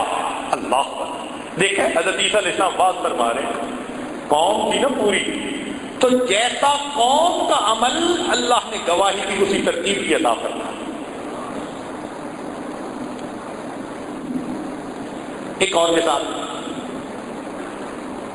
بنی اسرائیل کے ہاں دستور یہ تھا کہ جب کوئی بندہ کبیرہ گناہ کر بیٹھتا تو اسے توبہ کرنی ہوتی تھی۔ توبہ کیسے کریں؟ اللہ تعالیٰ نے فرمایا کہ تم سارے کے سارے توبہ کرنے والے باہر نکلو، ہم آسمان پہ بادل بھیجیں گے، اندھیرا کر دیں گے۔ فَاقْتُلُوا أَنفُسَكُمْ، تم اپنے جسم پر چھریاں چلاؤ، خون نکال کے دکھاؤ، تب تمہاری توبہ کو قبول کریں گے۔ بڑی حیرانی ہوتی ہے کہ توبہ کی قبولیت کے لیے جسم پہ چھریاں چلانی ضروری، اور ادھر امت محمدیہ کا مسئلہ، توبہ کرنی ہو تو توبہ کے لیے کچھ بھی نہیں کرنا پڑتا، فقط دل میں انسان نادم شرمندہ ہو۔ نبی علیہ السلام نے فرمایا الندم توبۃ، دل کی ندامت یہی توبہ ہے۔ ادھر چھریاں مروائی، ادھر دل کی ندامت کو قبول کر لیا۔ تو طالب علم کے ذہن میں ایک سوال پیدا ہوتا ہے، آخر اس فرق میں کیا حکمت؟ تو مفسرین نے جواب دیا اللہ ان کو جزائے خیر عطا فرمائے، قرآن مجید کے ایک ایک نقطے کو کھول کھول کے بیان کر دیا۔ انہوں نے فرمایا دیکھو، جب موسیٰ علیہ السلام نے بنی اسرائیل کے سامنے اللہ کی توحید کو پیش کیا تھا، ایمان کو پیش کیا تھا، تو قوم نے جواب دیا تھا لن نؤمن لک حتی نری اللہ جہرۃ، تمہاری بات نہیں مانیں گے جب تک آنکھوں سے ہم خدا کو نہیں دیکھیں گے، واضح دیکھیں گے نشانی تب مانیں گے۔ چونکہ انہوں نے ایمان لانے کے لیے اللہ سے واضح نشانی مانگی تھی، رب کریم نے فرما دیا اچھا اب تم گناہ سے توبہ کرنا چاہتے ہو، ہم بھی تم سے واضح نشانی مانگیں، چھریاں مارو نا ذرا، دکھاؤ ہمیں کہ تم سچے ہو اپنی بات۔ امت محمدیہ کا معاملہ دیکھو، نبی علیہ السلام نے آ کر دین کو پیش کیا، امت نے کوئی دلیل نہیں مانگی، بنا دلیل مان لیا۔ اللہ نے فرمایا میرے بندو جب تم بنا دلیل مجھ پر ایمان لے آئے، تم گناہ کر بیٹھے، معافی مانگنا چاہتے ہو، اپنے دل میں نادم ہو جاؤ گے، کوئی دلیل نہیں مانگتا، تمہارے دل کی ندامت کو قبول کر دیتا۔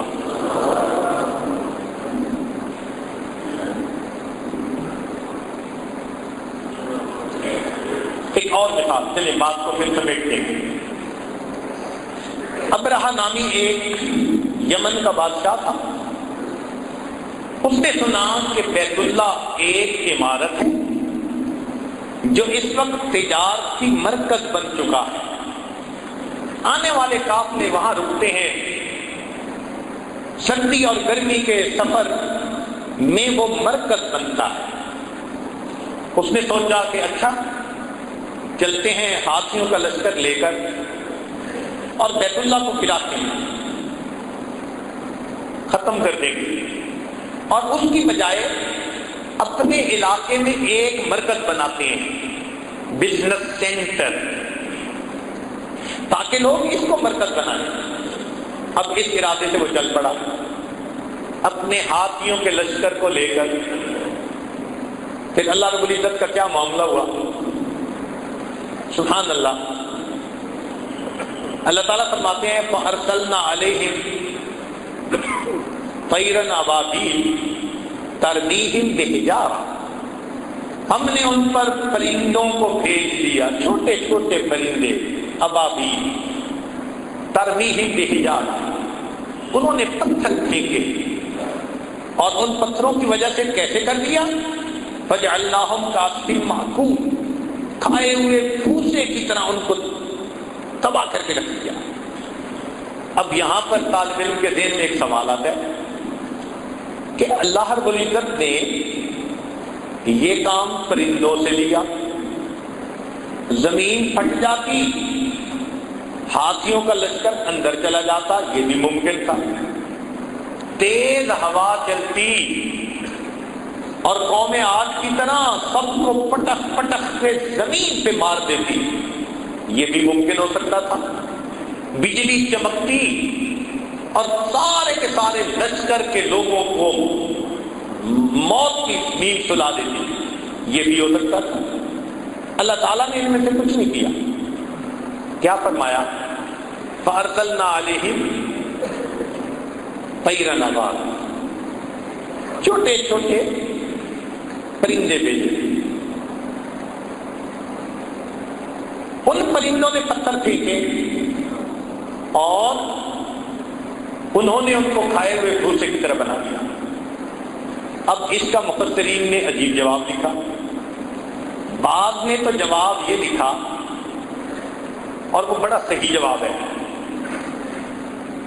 کہ ابرہہ جانوروں میں سے بڑے مضبوط جانور کو لے کر آیا تھا اللہ کا گھر گرانے کے لیے، تو اللہ نے جانداروں میں سے ایک نازک سی جان چڑیا اس کو مقابلے میں لائے کہ اچھا تمہارے اتنے مضبوط جانوروں کو ہم اتنے نازک جان پرندے سے مروا کے دکھا دیں، یہ بھی ثواب بالکل ٹھیک ہے۔ مگر محققین نے ایک اور بات لکھی اور عجیب بات لکھی، عجیب نقطہ علمی لکھا، فرماتے ہیں کہ اللہ کے ہاں دستور جزا من جنس العمل ہے، لہذا ابرہہ اپنے گھر سے چلا تھا کس نیت کو لے کر کہ عزت والے گھر کو مٹا دوں گا اور جس کی کوئی عزت نہیں اس گھر کو بزنس سینٹر میں بنا دوں گا۔ ترتیب بدلنے چلا تھا، عزت والے گھر کو مٹا دو اور جس کی کوئی حیثیت نہیں اس کو عزت والا بنا دو۔ تو یہ خدا کی ترتیب کو مٹانے چلا تھا، بدلنے چلا تھا۔ اللہ نے بھی معاملہ ایسا کیا، اب رہا میری بنائی ہوئی ترتیب کو بدلنے آئے ہو، چلو دنیا کی ترتیب یہ ہے، انسان شکاری ہوتا ہے، پرندہ شکار بنتا ہے، یہ روزمرہ کی ترتیب ہے۔ آج میں بھی ترتیب بدل دیتا ہوں، میرے پرندے آج صیاد بنیں گے، تم ان کے شکار بنو گے، آج وہ پتھر ملیں گے۔ جزا من جنس العمل۔ تو جب اللہ رب العزت کا معاملہ ایسا ہے تو ہم اللہ پہ کیوں نہ پکا یقین کرتے ہیں؟ اس پکے یقین کا فائدہ یہ ہوگا کہ اللہ کی مدد ہمارے پلڑے میں آ جائے، اور یاد رکھیں جب اللہ کی مدد کسی پلڑے میں آتی ہے وہ پلڑا پوری کائنات سے بھاری ہو جایا کرتا ہے۔ اس یقین کو بنانے کی ضرورت ہے۔ ہمارے اکابر کا یقین بنا ہوا تھا۔ حضرت اقدس نانوتوی رحمۃ اللہ علیہ، انہوں نے جب دارالعلوم دیوبند کی ابتدا کی تو اصول حج تکانہ بنائے، 8 اصول دارالعلوم کو چلانے کے لیے۔ ان میں سے ایک اصول یہ تھا کہ دارالعلوم کے لیے مستقل آمدنی کا کوئی ذریعہ قبول نہیں کیا جائے گا۔ آج ہم لوگ دعائیں مانگتے نہیں تھکتے، اللہ ہمارے مدرسے کے لیے کوئی مستقل ذریعہ بن جائے آمدنی کا۔ ہمارا حال دیکھو اور ہمارے اکابر کا ایمان دیکھو۔ فرمایا کہ ہم مستقل آمدنی کا کوئی ذریعہ قبول ہی نہیں کریں گے۔ لوگوں نے پوچھا حضرت کیوں؟ فرمایا کہ اس سبب پر نظر چلی جائے گی اور اس کے بدلے اللہ کی مدد رک جائے گی۔ اس لیے کہتے ہیں کہ وری اینڈز ویئر فیتھ بگنز، وری اینڈز ویئر فیتھ بگنز، جہاں ایمان شروع ہوتا ہے وہاں بندے کی سب غریب ختم ہو جاتی ہے۔ اللہ پہ جو یقین آ گیا، میرا مولا کتنا قریب ہے۔ ہم بندے ہیں نا، ہمارا معاملہ ایسا ہے کہ ہم ادھر ادھر ہو جاتے ہیں۔ اللہ اکبر کبیرہ۔ آج اکثر لوگ یہ اعتراض کرتے ہیں یہ عربی مدارس کے طلباء کہاں سے کھائیں گے؟ سوال ذرا سنو،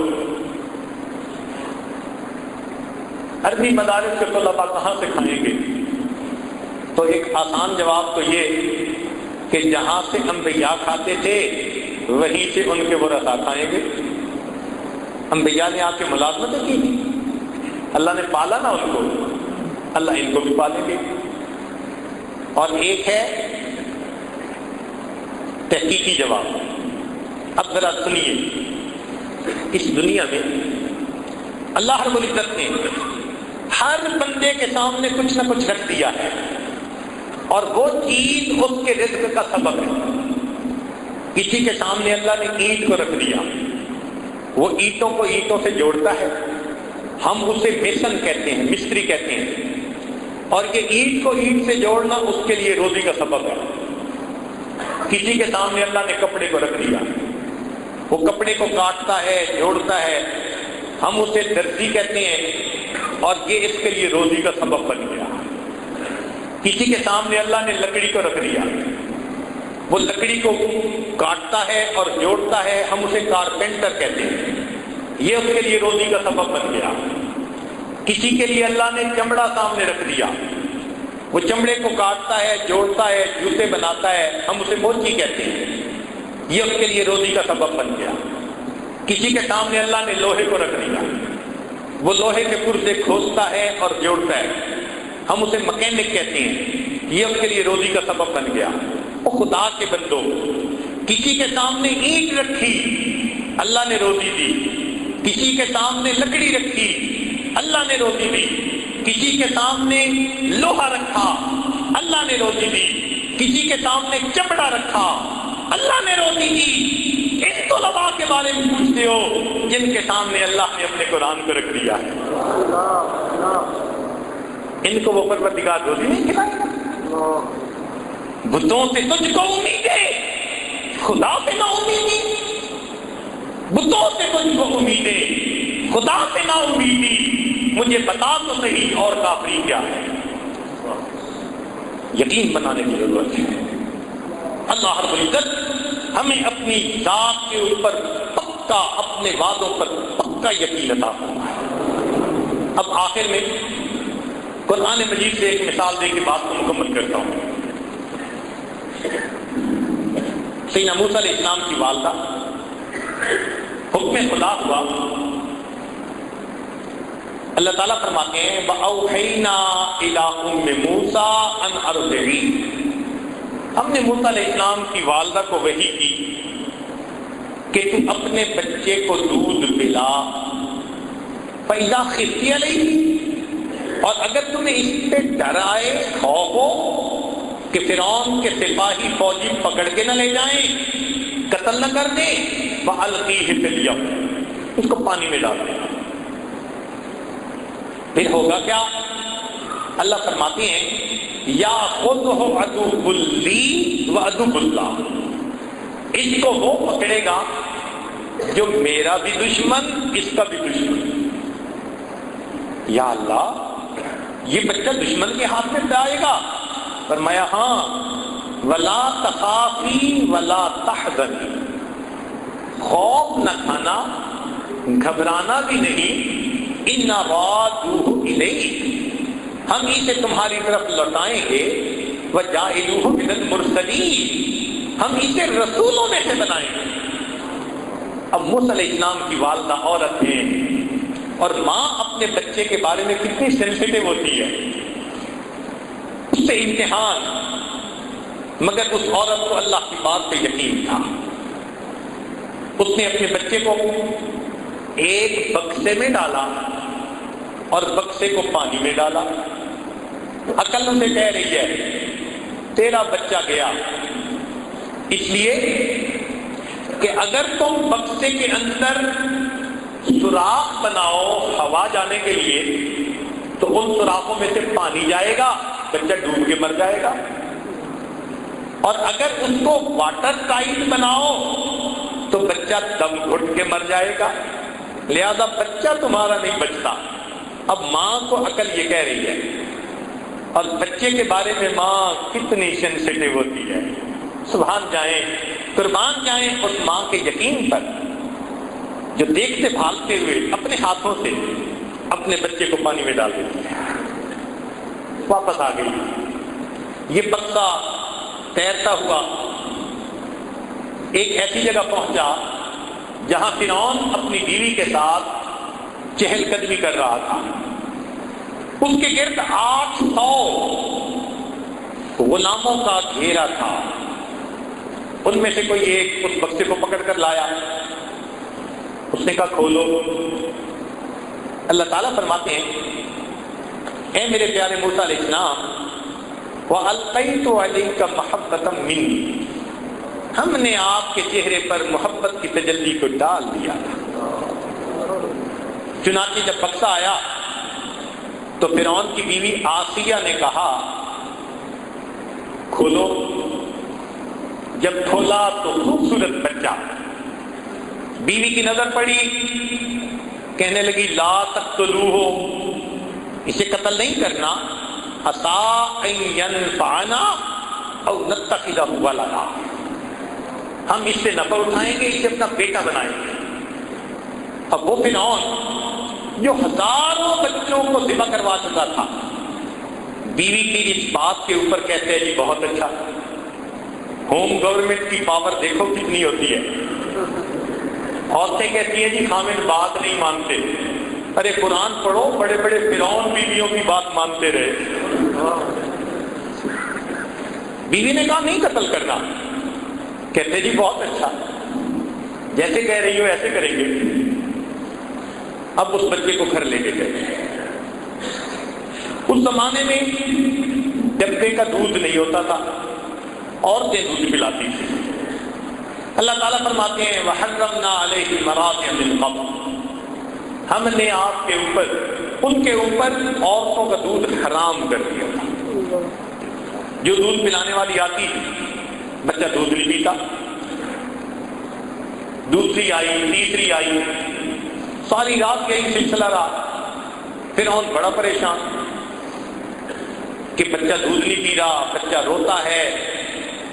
اور پھر محبت تو ایسی ہوتی ہے نا کہ بچے کے رونے پہ ماں باپ روتے ہیں اور بچے کے ہنسنے پہ ماں باپ ہنستے ہیں۔ دل اٹک گیا تھا، پریشان۔ صبح اس نے کہا کہ بھئی جتنی عورتیں دودھ پلانے والی ہیں سب کو لائیں، ٹرائی کرو کس کا دودھ سوٹ کر جائے۔ اور ادھر حضرت موسیٰ علیہ السلام کی والدہ کا کیا معاملہ، ساری رات بچے سے جدا۔ اللہ فرماتے ہیں وَأَصْبَحَ فُؤَادُ أُمِّ مُوسَىٰ فَارِغًا، اور موسیٰ علیہ السلام کی والدہ نے صبح کی بڑے بھاری دل کے ساتھ، دکھی دل کے ساتھ، ان قادت لتبدی بہ لولا ان ربطنا علی قلبہا، اللہ فرماتے ہیں اگر ہم اس کے دل پہ گرہ نہ لگا دیتے وہ رو پڑتی اور رات کھول بیٹھتی، لوگوں کو پتہ چل جاتا اس کا بیٹا ہے۔ ہم نے دل کو تسلی دے دی، روئی نہیں۔ بیٹی کو کہا کہ بیٹی جاؤ بھائی کی خبر لاؤ۔ لو موسیٰ علیہ السلام کی بہن بھاگتی گئی، چھوٹی عمر کی، چنانچہ جب بھاگتی گئی تو اس نے محل میں جا کے ایک عجیب منظر دیکھا۔ وہ کیا تھا؟ عورتیں دودھ پلانے کے لیے آ رہی ہیں اور بھائی دودھ نہیں پیتا۔ اس نے موقع دیکھا، فرعون کو کہا هل ادلکم علی اہل بیت یکفلونہ وہم لہ ناصحون، میں تمہیں ایسے گھر والوں کے بارے میں بتاؤں جو اس کی کفالت بھی اچھی کریں گے اور اس کے بڑے خیر خواہ ہوں گے۔ مفسرین نے لکھا کہ فرعون کو کھٹکی تو صحیح بات، اس نے بچی کو پکڑ کے کہا تم کیوں کہہ رہی ہو وہ بڑے اس کے خیر خواہ ہوں گے؟ وہ بھی موسیٰ علیہ السلام کی بہن تھی۔ کہنے لگے کہ ہم آپ کی رعایا ہیں، ہم آپ کے ساتھ خیر خواہی نہیں کریں گے تو کون کرے گا؟ کہنے لگے ہاں بات تو ٹھیک ہے، اچھا لے آؤ جس کو لاتی۔ موسیٰ علیہ السلام کی بہن آ گئی، امی چلو بڑا اچھا موقع ہے۔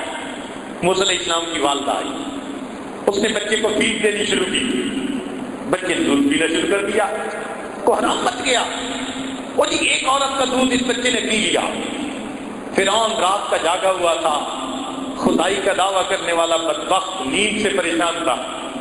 جب اسے اطلاع ملی نا کہ بچے نے ایک عورت کا دودھ پی لیا، کہتے بہت اچھا میں تو سوؤں گا، اس عورت کو جانے نہیں دینا۔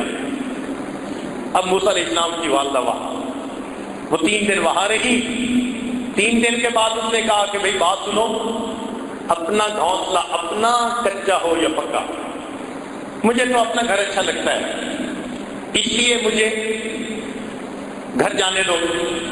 فرعون کہنے لگا اچھا سنو، تم گھر جانا چاہتی ہو تو اکیلی نہ جاؤ، بچے کو ساتھ لے کے جاؤ، اور تمہاری تنخواہ ہم تمہیں گھر پہنچا دیں گے، اپنے گھر میں اس کا خیال رکھنا۔ اللہ تعالیٰ عجیب الفاظ سے فرماتے ہیں فَرَدَدْنَاهُ إِلَىٰ أُمِّهِ، ہم نے اس بچے کو لوٹایا اپنی ماں کے ساتھ۔ کیوں؟ کئی تقر عینھا، تاکہ اس کی آنکھیں ٹھنڈی ہو، ولا تحزن، اور وہ غمزدہ نہ ہو، ولتعلم، اور وہ جان لے ان وعد اللہ حق، کہ اللہ کے وعدے سچے ہیں، ولکن اکثرہم لا یعلمون، اکثر لوگ اس بات کو نہیں جانتے۔ میرے پروردگار کے وعدے ایسے سچے، تو کم از کم ہم ایک عورت جیسا ہی اپنا یقین بنا لیں، یا عورت سے ہی گئے گزرے، مرد ہیں کچھ عقل کے ناخن لے، اللہ کی ذات پر اپنے یقین کو مضبوط سے اثبت کر دے۔ آج کی عورتیں حضرت موسیٰ علیہ السلام کی والدہ جیسا یقین پیدا کر دیں، پھر یہ کبھی اپنے خامد کو رشوت نہیں لینے دیں گی، اپنے خامد کو سود کا کاروبار نہیں کرنے دیں گی، زکوٰۃ اپنے وقت پہ ادا کریں گے، کیونکہ اللہ کے وعدوں پر یقین ہوگا۔ اللہ تعالیٰ حق نے ہمیں اپنے وعدوں پر پکا یقین عطا فرمائے، اور دنیا میں اور آخرت میں اللہ تعالیٰ ہمیں سرخرو فرمائے، کامیاب فرما دے۔ وآخر دعوانا ان الحمد للہ رب العالمین۔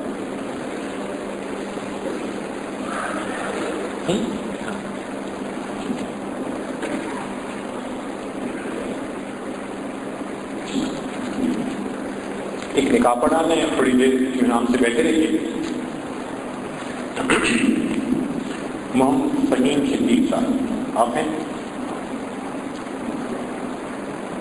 دلہن کے والد وکیل احمد صاحب، سبحان اللہ، نام بھی وکیل۔ آپ دلہن کے وکیل ہیں؟ ماشاء اللہ۔ اور باقی اللہ گواہ ہے، بچی کی طرف سے اجازت کی گواہ، ٹھیک۔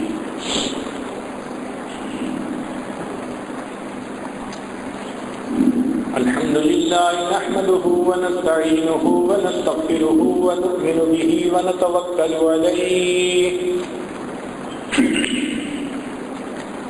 ونعوذ بالله من شرور أنفسنا ومن سيئات أعمالنا من يهده الله فلا مضل له ومن يضلله فلا هادي له ونشهد أن لا إله إلا الله وحده لا شريك له ونشهد أن سيدنا ومولانا محمدا عبده ورسوله أما بعد أعوذ بالله من الشيطان الرجيم بسم الله الرحمن الرحيم يا أيها الناس اتقوا ربكم الذي خلقكم من نفس واحدة وخلق منها زوجها وبث منهما رجالا كثيرا ونساء واتقوا الله الذي تساءلون به والأرحام إن الله كان عليكم رقيبا وقال الله تعالى في مقام آخر يا أيها الذين آمنوا اتقوا الله حق تقاته ولا تموتن إلا وأنتم مسلمون وقال الله تعالى في مقام آخر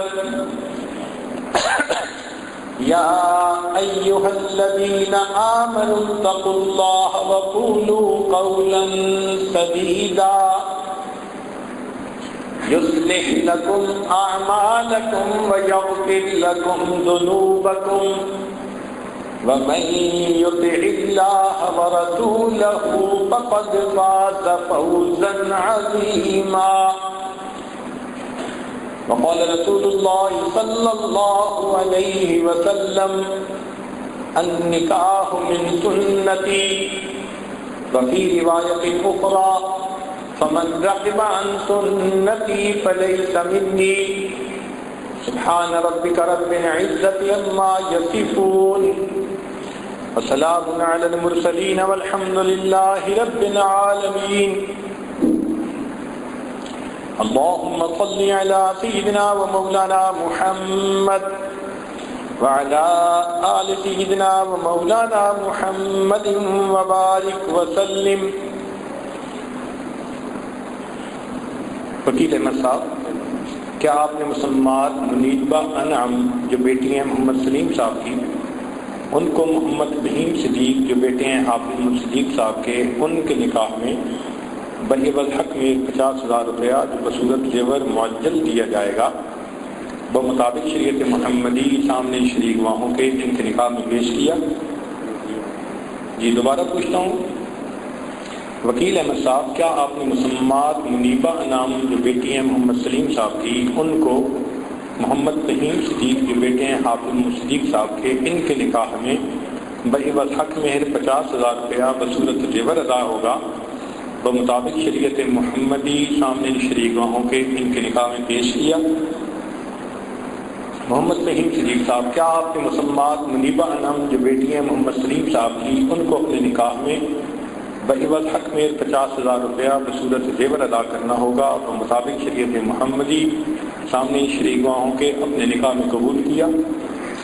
دوبارہ پوچھتا ہوں، محمد فہیم صدیق صاحب، کیا آپ نے مسمات منیبہ انعام جو بیٹی ہیں محمد سلیم صاحب کی، ان کو اپنے نکاح میں بہیول حق میں 50,000 بصورت زیور ادا کرنا ہوگا مطابق شریعت محمدی سامنے شریک گواہوں کے اپنے نکاح میں قبول کیا؟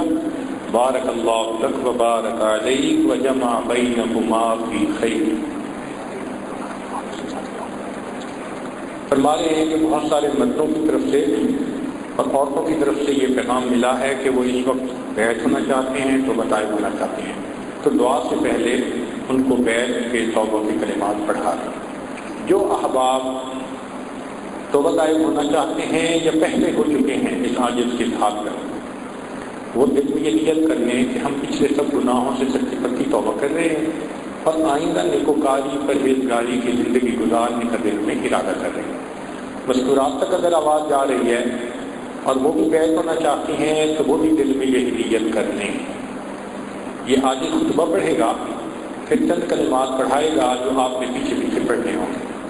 الحمدللہ وکفی وسلام علی عبادہ الذین اصطفی، اما بعد۔ یہ کلمات سچے دل کے ساتھ پڑھتے جائیے۔ بسم اللہ الرحمن الرحیم،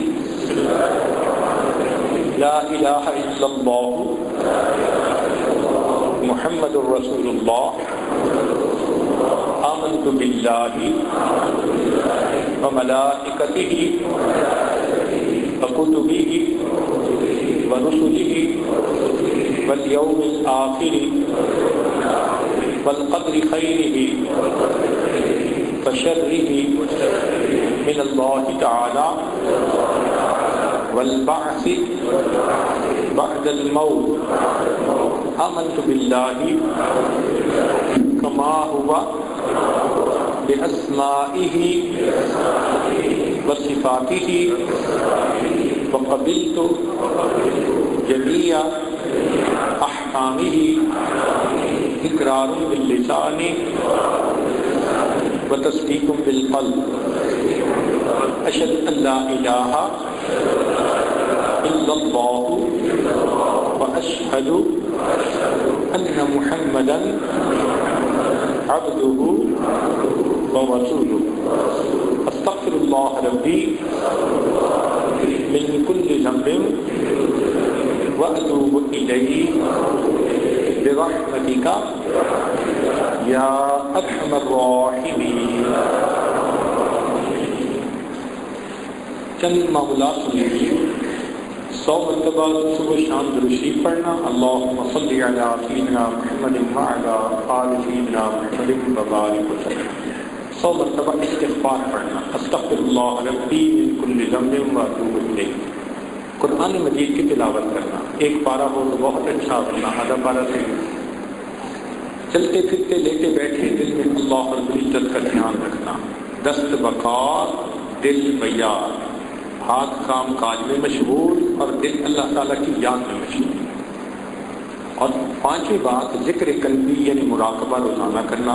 طریقہ کار یہ ہے، جب صبح شام نماز پڑھ کر بیٹھیں تو تھوڑی دیر کے لیے ساری دنیا کے خیالات سے ہٹ کٹ جائیں اور اللہ رب العزت کی یاد میں ڈوب جائیں۔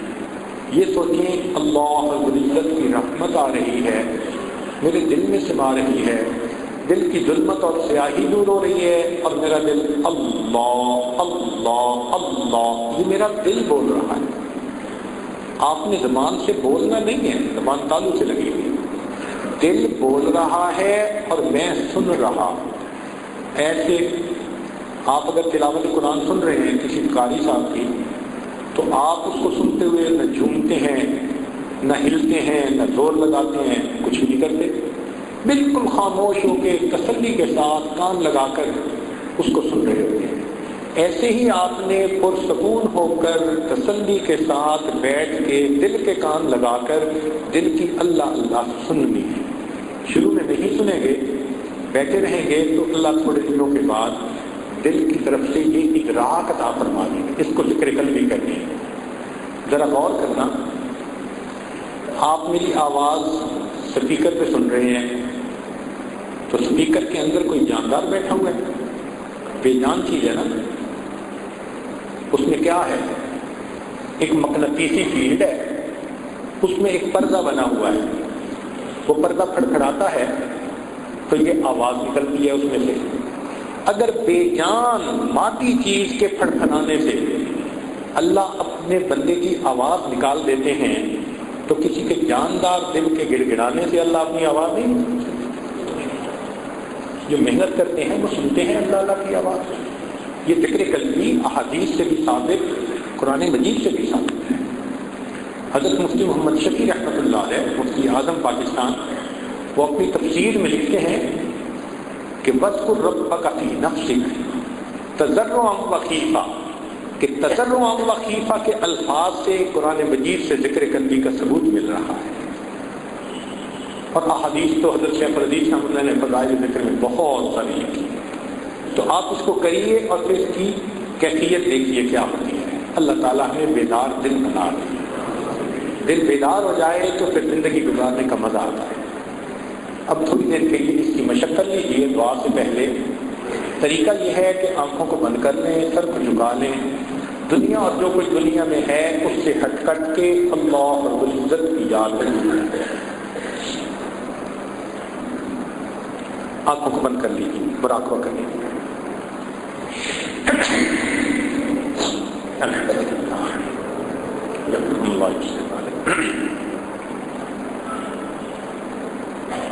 انسان جب اپنے اندر جھانکتا ہے اسے اپنی اصل تصویر نظر آتی ہے۔ اپنے من کے دریچے کو کھولیے، اپنی اصل تصویر کو دیکھیے۔ نیچے دیکھیے، نیچے دیکھیے۔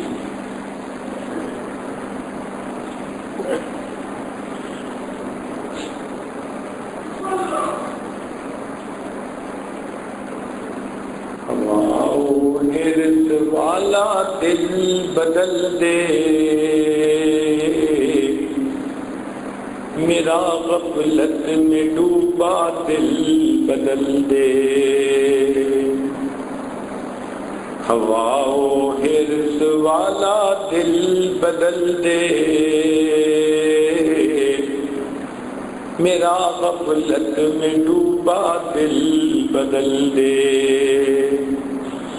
بدل دے دل کی دنیا دل بدل دے، خدایا فضل فرما دل بدل دے، گنہگاری میں کب تک عمر کاٹوں، گنہگاری میں کب تک عمر کاٹوں، بدل دے میرا رستہ دل بدل دے، سنوں میں نام تیرا دھڑکنوں میں، مزہ آ جائے مولا دل بدل دے،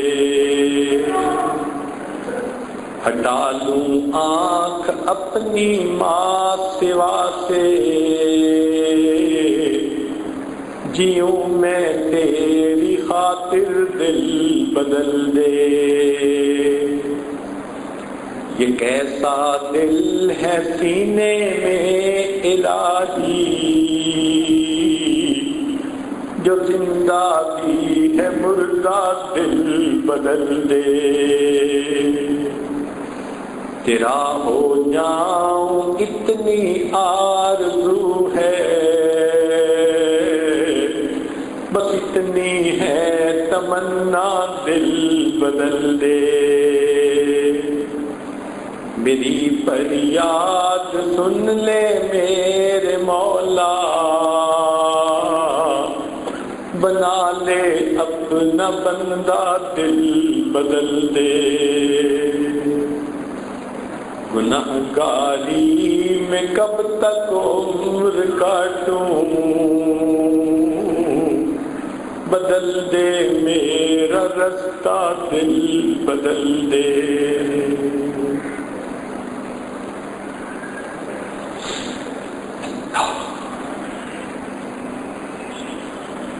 لا الہ الا اللہ محمد رسول اللہ۔ دعا کر لیجیے، سبحان ربی الوہاب، اللہم صلی علی سیدنا محمد وعلی آل سیدنا محمد وبارک وسلم۔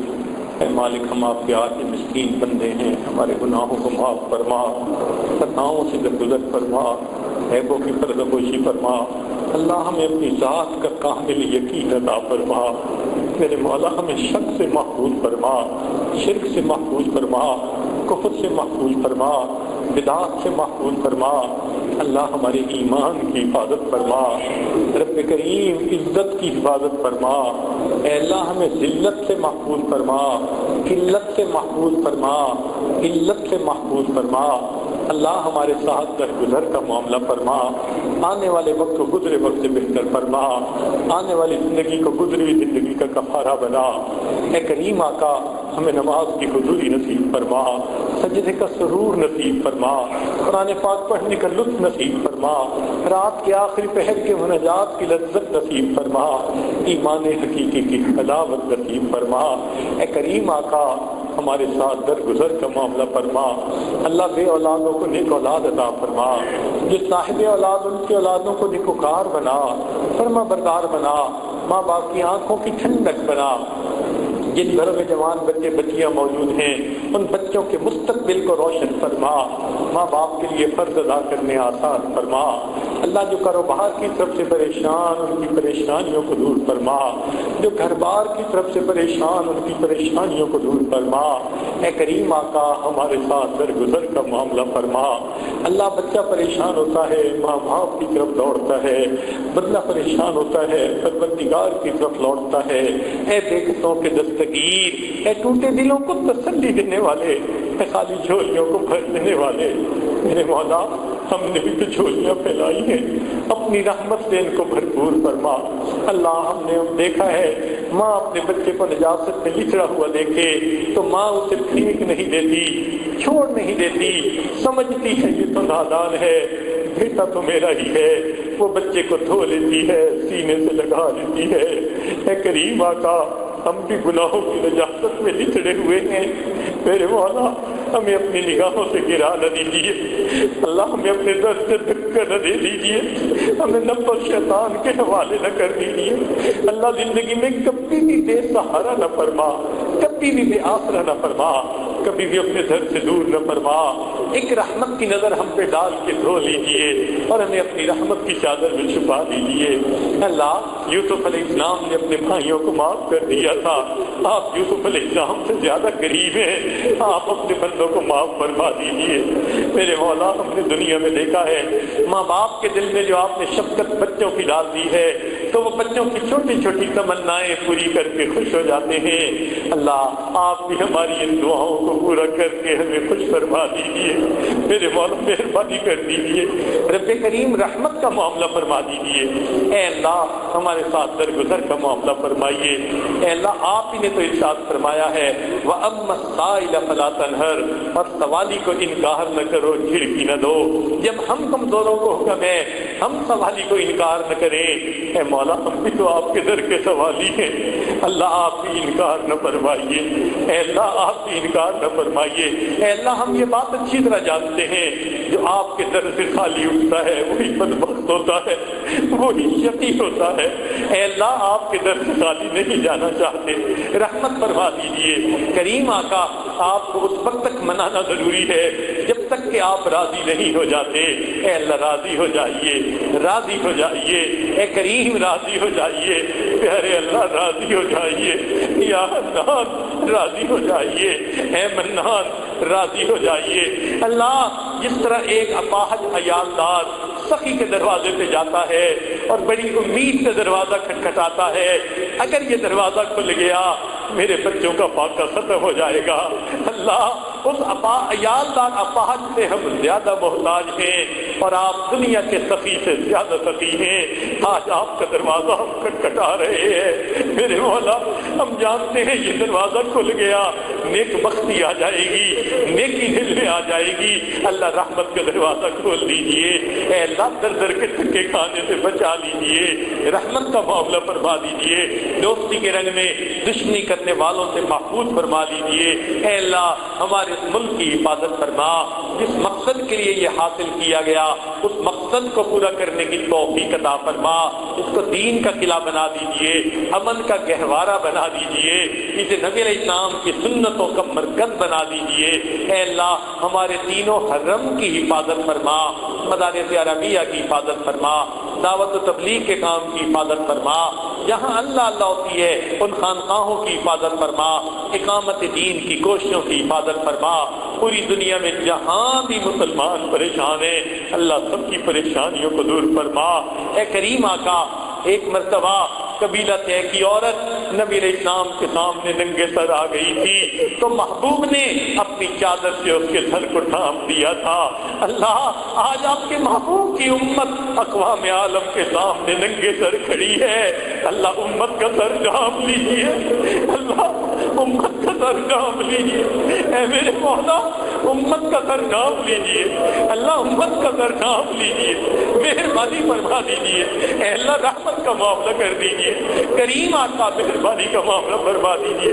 اے اللہ ہم نے دنیا داروں کو دیکھا ہے اگر کسی گھر کی عورتیں چل کے آ جائیں قتل کے مقدمے معاف کر دیتے ہیں۔ مولا آپ کی بندیاں آپ کے در پر چل کر آئی بیٹھی ہیں، یہ اپنے دل کے غم کس کو سنائیں، دل کے غم کس کو کہیں، آپ دلوں کے بھید جاننے والے ہیں۔ اللہ ان کے اٹھے ہاتھوں کو قبول کر دیجیے، ان کی مرادیں پوری کر دیجیے، رب کریم نعمتوں کے ساتھ واپس لوٹا دیجیے۔ میرے مولا مہربانی کا معاملہ فرما۔ اللہ کوئی بندہ مندر سے نکل کے جہنم میں چلا جائے اس پہ کیا افسوس ہے؟ افسوس تو اس پہ ہے مسجد میں آیا پھر توبہ قبول نہ ہوئی اور مسجد سے نکال کے آپ نے اس کو جہنم میں ڈال دیا۔ میرے مولا آپ کے گھر سے نکل کے نہیں جہنم جانا چاہتے، توبہ قبول کر لیجئے، سچی توبہ کی توفیق دے دیجئے۔ اے اللہ جیسے آپ چاہتے ہیں ہمیں ویسا بننے کی توفیق عطا فرما دیجئے۔ اے اللہ جس طرح آپ خوش ہوتے ہیں ہمیں ویسا بنا دیجئے۔ اللہ ہم پر رحمت کی نظر فرمائیے۔ اے اللہ معصیت کی ذلت سے محفوظ فرما، ہمیں طاعت کی عزت نصیب فرما۔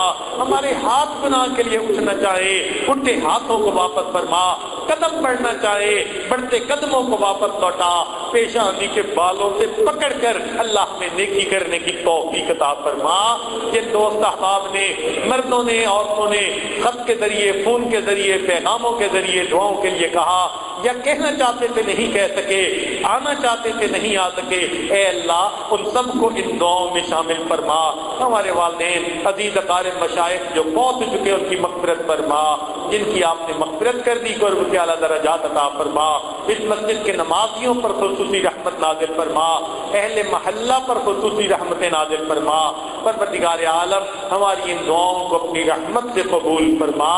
اے اللہ ایام حج ہیں قریب، اپنی رحمت سے جو بندے حج کے لیے جانے والے ہیں وہ کیسے خوش نصیب ہیں، احرام باندھ کے چلیں گے، لبیک اللہم لبیک پڑھیں گے، کوئی غلاف کعبہ کو پکڑ کے دعائیں مانگے گا، کوئی مقام ابراہیم پہ نفلیں پڑھے گا۔ اللہ ہمیں بھی ان کو شاخ میں شامل فرما لیجیے، ہمیں بھی بار بار اپنے گھر کا دیدار عطا فرما، اپنے حبیب صلی اللہ علیہ وسلم کے در کی حاضری نصیب فرما۔ ربنا تقبل منا انک انت السمیع العلیم تب علینا انک انت التواب الرحیم۔ صلی اللہ تعالی علی حبیبہ سیدنا محمد وآلہ واصحابہ اجمعین برحمتک یا ارحم الراحمین۔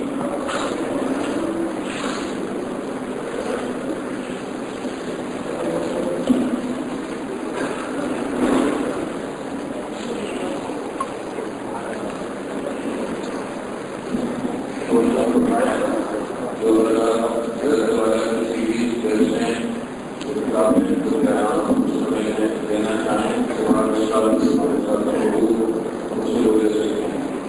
دینا چاہیں مسافے کے لیے دائیں طرف لہر بنا دیا ہے، ادھر سے مسافہ کرتے ہوئے بائیں طرف لے کر جائیں، دائیں طرف سے آئیں گے مسافے اور بائیں طرف نکل جائیں، میرے دائیں طرف جانا ہے اور بائیں طرف نکل جائیں تاکہ لہر بنا جائے ہماری وجہ